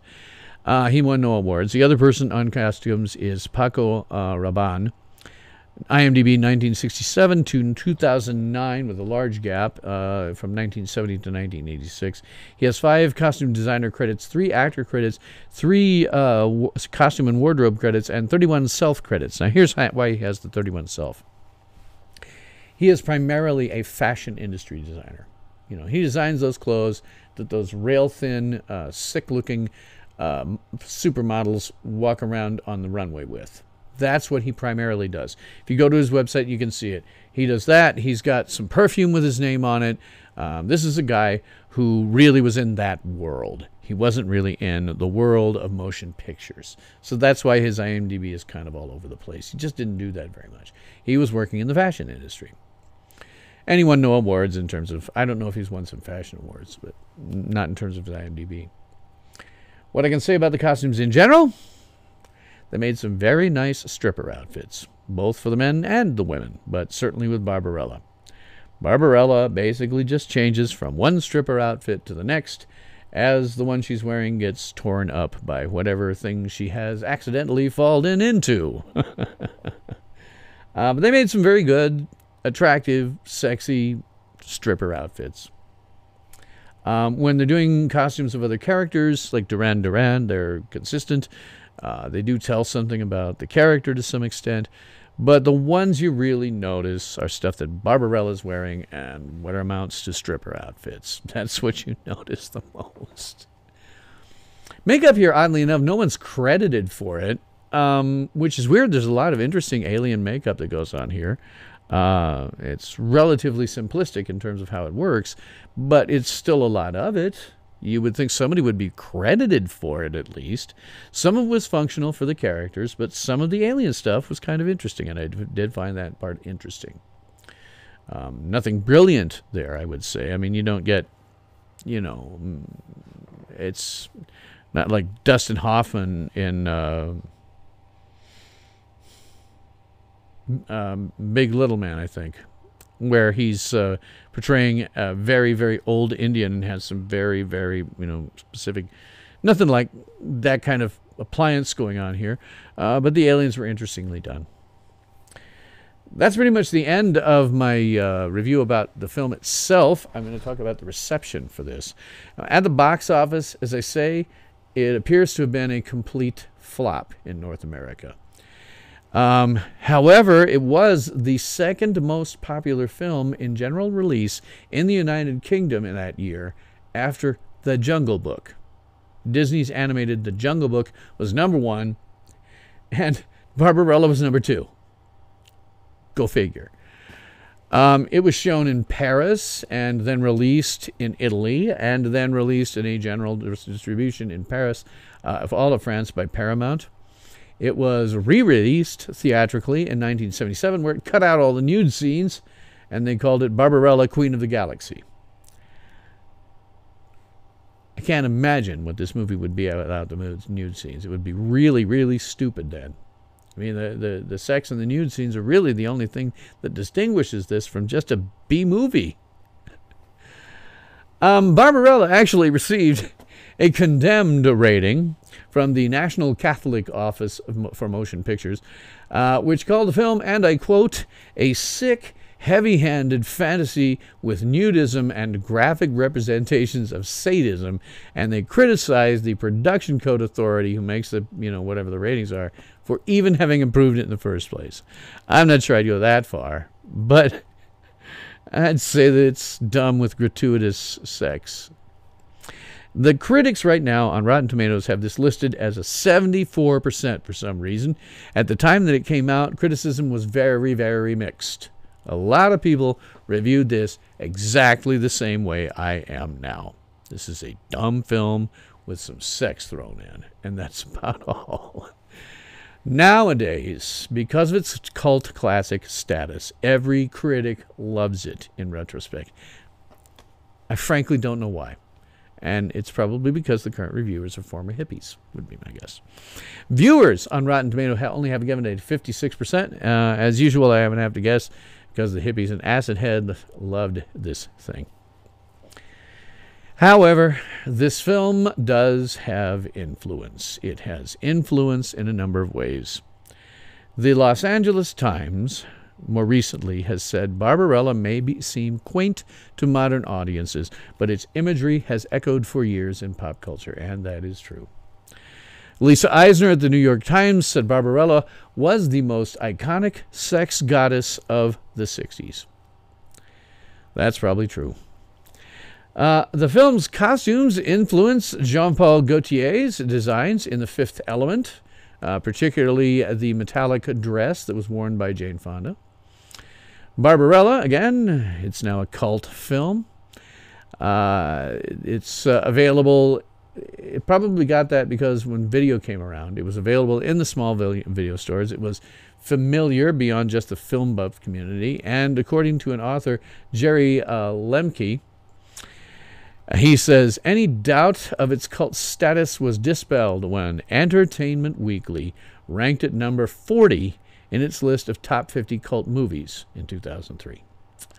And he also mentioned that Barbarella is, I got to read this here, the film's popularity on the internet is big, which it is, with fan sites, and there are lots of them that range from Barbarella, from a Barbarella festival in Sweden to a lot of memorabilia sales and reviews, and there are lots of websites devoted to this that focus very specifically on the character of Barbarella. And it influenced popular music. There is a band, if you've ever heard them, called Duran Duran. Well, they took their name from the antagonist of the film, Duran Duran. They just dropped the D's. And they later released a concert film called Arena, in which Milo O'Shea, who was Duran Duran, reprised his role for Barbarella for it. There's an Australian pop star, more recently, Kylie Minogue, who based the film for a video for her song Put Yourself in My Place on the opening scene of the striptease in Zero Gravity, and she won an award for Best Video at the 1995 ARIA Music Awards. They have talked for years about reboots, remakes, TV series. Most recently was 2012. Fortunately, this whole thing just languishes in development hell, and that's where I think you should do it. I hate it, but people love it as a cult movie. You can't remake a cult movie. It's like remaking the Rocky Horror Picture Show. Forget it. It's not possible. Leave it alone. And it's in development hell where it belongs. So, at the end of all this, we can ask ourselves, as we often do, is it any good? Well, there's no question that this is considered a cult classic, but it was made by hippies for hippies of the late 1960s. Modern science fiction fans, I would say, I would recommend that you watch it once, for completeness' sake. Watching this is one of the things that makes you a Fandi master, so do watch it from that perspective. Just be aware that at its core, really, it's a B-movie. It's pretty campy in real life, but the hippies didn't get that. It is a movie made by and for hippies of the 1960s. And they thought they were being cool, but in real life, as with most of the things connected to the hippies of that time period, it's just stupid, pretentious, self-indulgent, overrated, and ultimately just meaningless. Watch it for completion. Watch it so that you can help yourself along the road of becoming a Fandi master. But aside from that, I don't see any real point. So, all the review out of the way now. I can do a little bit of ad copy for this week. I always like to say I'm doing this in the style of Ernie Anderson, who was one of those voiceover guys that you heard on ABC, people of my generation, and I'm sure Larry will recognize this. So, I do it poorly. I do not do it as well as him. If you think I am doing it well, please do feel free to hire me for such a job. This Sunday on Tales from SYL Ranch, a mysterious package arrives in a package directed to... I screwed this totally up. I'll try again. This Sunday on Tales from SYL Ranch, a mysterious message arrives in a package addressed to the Doctor, leading her, Graham, Yaz, and Ryan to investigate the warehouse moon orbiting Kandoka and the home of the galaxy's largest retailer. That's this Sunday on the Fandi Masters review of Doctor Who Season 11, Episode 7, Kerblam! Then, next Monday on Tales from SYL Ranch, in this bizarre and occasionally psychotic film, Chewbacca and Han Solo try to get to the Wookiee homeworld of Kashyyyk to celebrate Life Day, but are impeded by an Imperial blockade. Now, Chewie's family passes the time with various forms of entertainment. That's next Monday on the Fandi Masters 40th Anniversary Review of the Star Wars Holiday Special, Abridged, 45-minute watchable edition, because I'm not going to subject you to that. There is a link below to that video. Watch it. Do not watch the whole thing. The only reason you should ever watch the entire Star Wars Holiday Special all the way through is three things. One, you're a Star Wars completist. You want to see everything that's ever had the Star Wars name on it. Two, you're a masochist, and you like having stuff thrown at you that you're sitting there trying to figure out for 2 hours. Or three, if you're a psychotic, because I think if you're a psychotic, that entire thing would probably make sense. So what we're going to do is watch them that has been significantly edited. At least half of this has been thrown out. And we're going to see how a good film, well, at least some editing, can turn it into a watchable film. Never be good, but at least it's coherent. Larry says, Ivan Ortega could fix it. If anybody could, Ivan Ortega could fix that hunk of junk. If you don't know, Ivan Ortega is doing a fan edit of The Last Jedi that looks like it is going to be much better than the original. I am waiting with bated breath to be able to see that whole thing. He's released a trailer. He's fixing so much of it in terms of the whole backstory with Luke and Kylo Ren, so that Luke is not a complete a-hole schmuck about it. He's fixing all of that. He's fixing some of the training stuff that's going on with Rey and Luke. It looks so much better, and I'm very hopeful that it looks good. And if anybody could save, I'll go and post something on Twitter to him, because he sometimes has responded to me. I'll post something to him. Can you do a fan edit of the Star Wars Holiday Special and turn it into something that actually works better? This one, the editing is crude, but it at least does do the job of making this into a coherent film, at least. So as always, Tales from SYL Ranch is live on Sundays and Mondays in North America at 9 p.m. Eastern, 8 p.m. Central, 7 p.m. Mountain, 6 p.m. Pacific, and if you're working off of UTC, that'll be 2 a.m. the following morning. In terms of upcoming reviews that I've got, I now have a schedule on my website, and my website has changed. If you go to the old one, it'll still bounce you over, but I finally decided, what the hell, I'm just going to move the thing over to my primary website. So the website for this show is www.wrstone.com. You can sort of remember it because my name is William Robert Stone III, so it's wrstone.com. I got that domain almost 25 years ago. I have it very well set up now. I'm very, very happy with it. If you go over there, you can see a lot of things. You can find out a lot of different things, both about the show and me. And I certainly suggest you go over. I'm going to have the URL here, and I think I have a link to it in my description below. I encourage you to go there. I'm trying to keep that nice and up to date and looking nice. So, and there is a schedule. There is a schedule so you can look through and see all the stuff that I currently have planned for 2019, and I have a bunch of stuff already planned. Not everything, but I do have a bunch of stuff already planned. So every Sunday for the next 4 weeks until the season is over, I'm going to be doing Doctor Who on Sundays. November 26th, the week after the Star Wars Holidays Special, I'll be doing Quatermass 2, and we'll be continuing on because I want to get to the last Quatermass.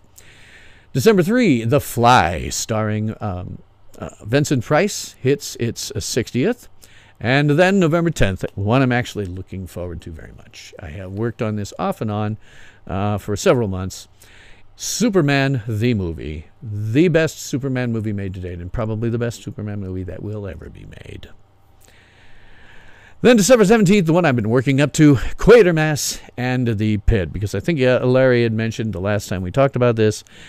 It's hitting its 60th, but at the same time, I remember seeing that sucker when I was a very small child. I saw the Hammer Films adaptation of it, and the aliens in that one completely freaked me out, such as I remember to this day. I had bad dreams, I remember that. So I'm looking forward to getting to that one and seeing if I can give somebody else bad dreams. December 24th, I'm dark for Christmas. And then something weird happened today. I'm not sure that Doctor Who is doing a Christmas episode this year. It may be a New Year's episode. So it's possible I may just be dark the entire week of Christmas. If they do one, I'll come on the 26th and do it. If they don't do one, I'll just be dark for Christmas and be with my family. December 31st, well, that one's going to be fun. From 8 p.m. Central to midnight in all American time zones, we will be celebrating New Year's Eve with the Fandi Masters. So remember, bring your sham pipple. And we will be reviewing the Orville Season 2, Episode 1, Primal Urges. Now, there's some talk again about them doing a New Year's episode for this Doctor Who. If they do it on the 31st, I will also be reviewing that during the New Year's celebration. If they do it on the 30th, then I will get in on the 30th and do a review for that. January 7th, the 70th anniversary review of The Son of Frankenstein. And then January 14th, we will celebrate my birthday. Again, bring your sham pipple. With the 100th anniversary review of The Mistress of the World. Now, I mentioned last night when I was on Periscope why I'm moving over here back to YouTube, as problematic as YouTube has been. I was thinking about talking about this more, but I'm not going to because I don't want to detract away from the stuff I did at the beginning about Stanley. But I can say this. It appears to me that our culture war, let me get back to a different card for this. It appears to me that our culture war is rapidly accelerating into an actual civil war. And we can see this with the Antifa. I have said before that if that happened, if we get to the point that I think that's really going to happen, I'm going to drop some videos that will be agitating for a way to stop it. The short way is people in my part of the country, starve them out. And for that, I need eyes. For those videos, I need eyes. And the only way to get those eyes is here on YouTube. So that's part of the reason, the main reason that I moved back over here. And the other one is, I mean, I do have some eyes just by virtue of being here. And I'm trying to get up to 100 subs so I can have a decent URL. But that's why I'm here. I am very, very damned seriously considering pulling the trigger on that. Completely pulling the trigger on it. And it'll be somewhat different in terms of what I've done before. But I need the eyes, and so I am here for that. So, at this point, I might ask something like this. Say, pardon me, but could you help out a fellow American who's down on his luck? Hit the road!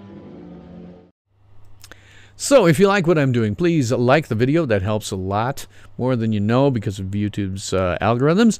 Follow me here on YouTube. Tell your friends, family, neighbors, pets, and your livestock all to do the same. You can visit my website for ways to support me, although I'm running the risk by putting it down in the lower, in my description box and across the lower third, how to do some of that. But you can go to my website at www.wrstone.com, and I am pretty proud of that today. And you can find other ways to support me there, and you'll see my Amazon wish list. There's a couple of things in the Amazon wish list I want to bring your attention right now. One of them is the laptop that I have been pushing. Thank you, Larry, for the good show comment. I appreciate that. One of them is the laptop that I wanted to get because that will really change things. I'll be able to come at you at least 30 frames per second and quite possibly 1080p, though looking at me tonight with the frickin' razor burn that I gave myself before I came on, I'm not sure that's necessarily a good thing, but at least it might be possible. And so getting that laptop, any financial contributions you give me, just accrue slowly and slowly and slowly until I finally have enough money to get the laptop. And if you want to go crazy and just buy me the laptop because it's a $1,500 box, you get to become the program director on this show. Tell me what to do, when to do it. I don't necessarily think I'll agree with you necessarily on what reviews you want me to do, but I will do them if you tell me to. The other thing that I want to do, and this is also on the website in the part, is I want to get Tilly Endurables as a sponsor. I am a big fan of Tilly hats. This is my everyday wear. Tilly, I think it's a T something or other Airflow hat. This is what I wear when I'm outside doing work. If I'm on vacation, you'll know because I'm wearing this hat. You see me wear it when I was out at my family ranch land. If you caught those before, YouTube killed it. I am a big proponent of theirs. I would hawk their stuff even if they are not a sponsor. Because, for among other things, they have a lifetime guarantee. If at any time your hat gives out on you, you send it to them, they will get you an exact replacement and send them both back to you. Or, this is what happened to my first ad, they'll put it in their museum they have. So they have my hat in their museum. That lifetime guarantee is cool. They also have, in the right at the top, a pocket that lets you put things like spare cash, which I do have in there, and it has saved my butt on a couple of occasions. The other thing is they have this hemp hat that's dark color like this one. That is the one I'd really like to have. So if you go to tilly.com and you go down to the bottom for their contact site, just fill out a form that's saying, hey, you should be the sponsor for Tales from SYL Ranch. I've already sent something in a couple of days ago. Haven't heard anything back. I don't know. We'll see. But I would very much like to have that hat for use on this show. This one I can't wear. The lighting is too bright. It will shine like mad and look terrible. But if we can get Tilly as my sponsor, that would be great. And they also have other clothes. They have some cool vests and stuff. So who knows? Jackets and things like that. Again, a big proponent of their products, particularly their hats. I think their hats are amazing and really good. This one, for example, you can't see it very well, but among other things, this one's got those so that you can wear the hat in high winds without having to worry about it falling off. It's got something like this. You can look sort of Australian with it. I like their hats. I really do. I've had them for almost 30 years. And I really like their products. So I would hawk them regardless, or at least endorse them. But if those guys came on and want to give me a little money for it, that would be awesome. And again, you can see all of this stuff at my website at www.wrstone.com. And as always, I must thank my viewers, Larry, who have been contributing me and contribute and continue to do so. One of those contributions from somebody else is something I'm already using here for helping out with lighting. And again, the financial side accumulates until I can buy that laptop. But as always, I must constantly repeat myself on this because it is true. I very much appreciate people who would pay me for this, partly because of the showmanship aspect. I've changed what I'm talking about here. It's not really performance, it's showmanship, how I'm presenting things and production values and all that. And that harkens back to when I was a very poor non-working actor. So the fact that anybody will pay me both for my opinions and the fact that I'm doing this level of showmanship is very gratifying to me. Always, put it this way, I always wanted to get my SAG card. I'll never get it unless, somebody likes my voiceovers and decides to hire me for something like that. Then I'll be forced to get it, and that would be fine with me. But I'll never get it. But, the fact that somebody will still pay me is cool. So, as always, in the immortal words of Elvis Presley, thank you. Thank you very much. And thank you again, Larry, for telling me it's a great show. I appreciate it. That is all the time that we have today, boys and girls. Hey, I only went to 10:15, only 2 hours and 15 minutes. That's amazing for me. That's all the time we have today, boys and girls. So tune in again on Sunday for my review of Doctor Who, and on Monday for the Star Wars Holiday Special. Until then, this is Tales from SYL Ranch, the vlogcast that reminds you to always know where your towel is. And I'm your host, Bill Stone.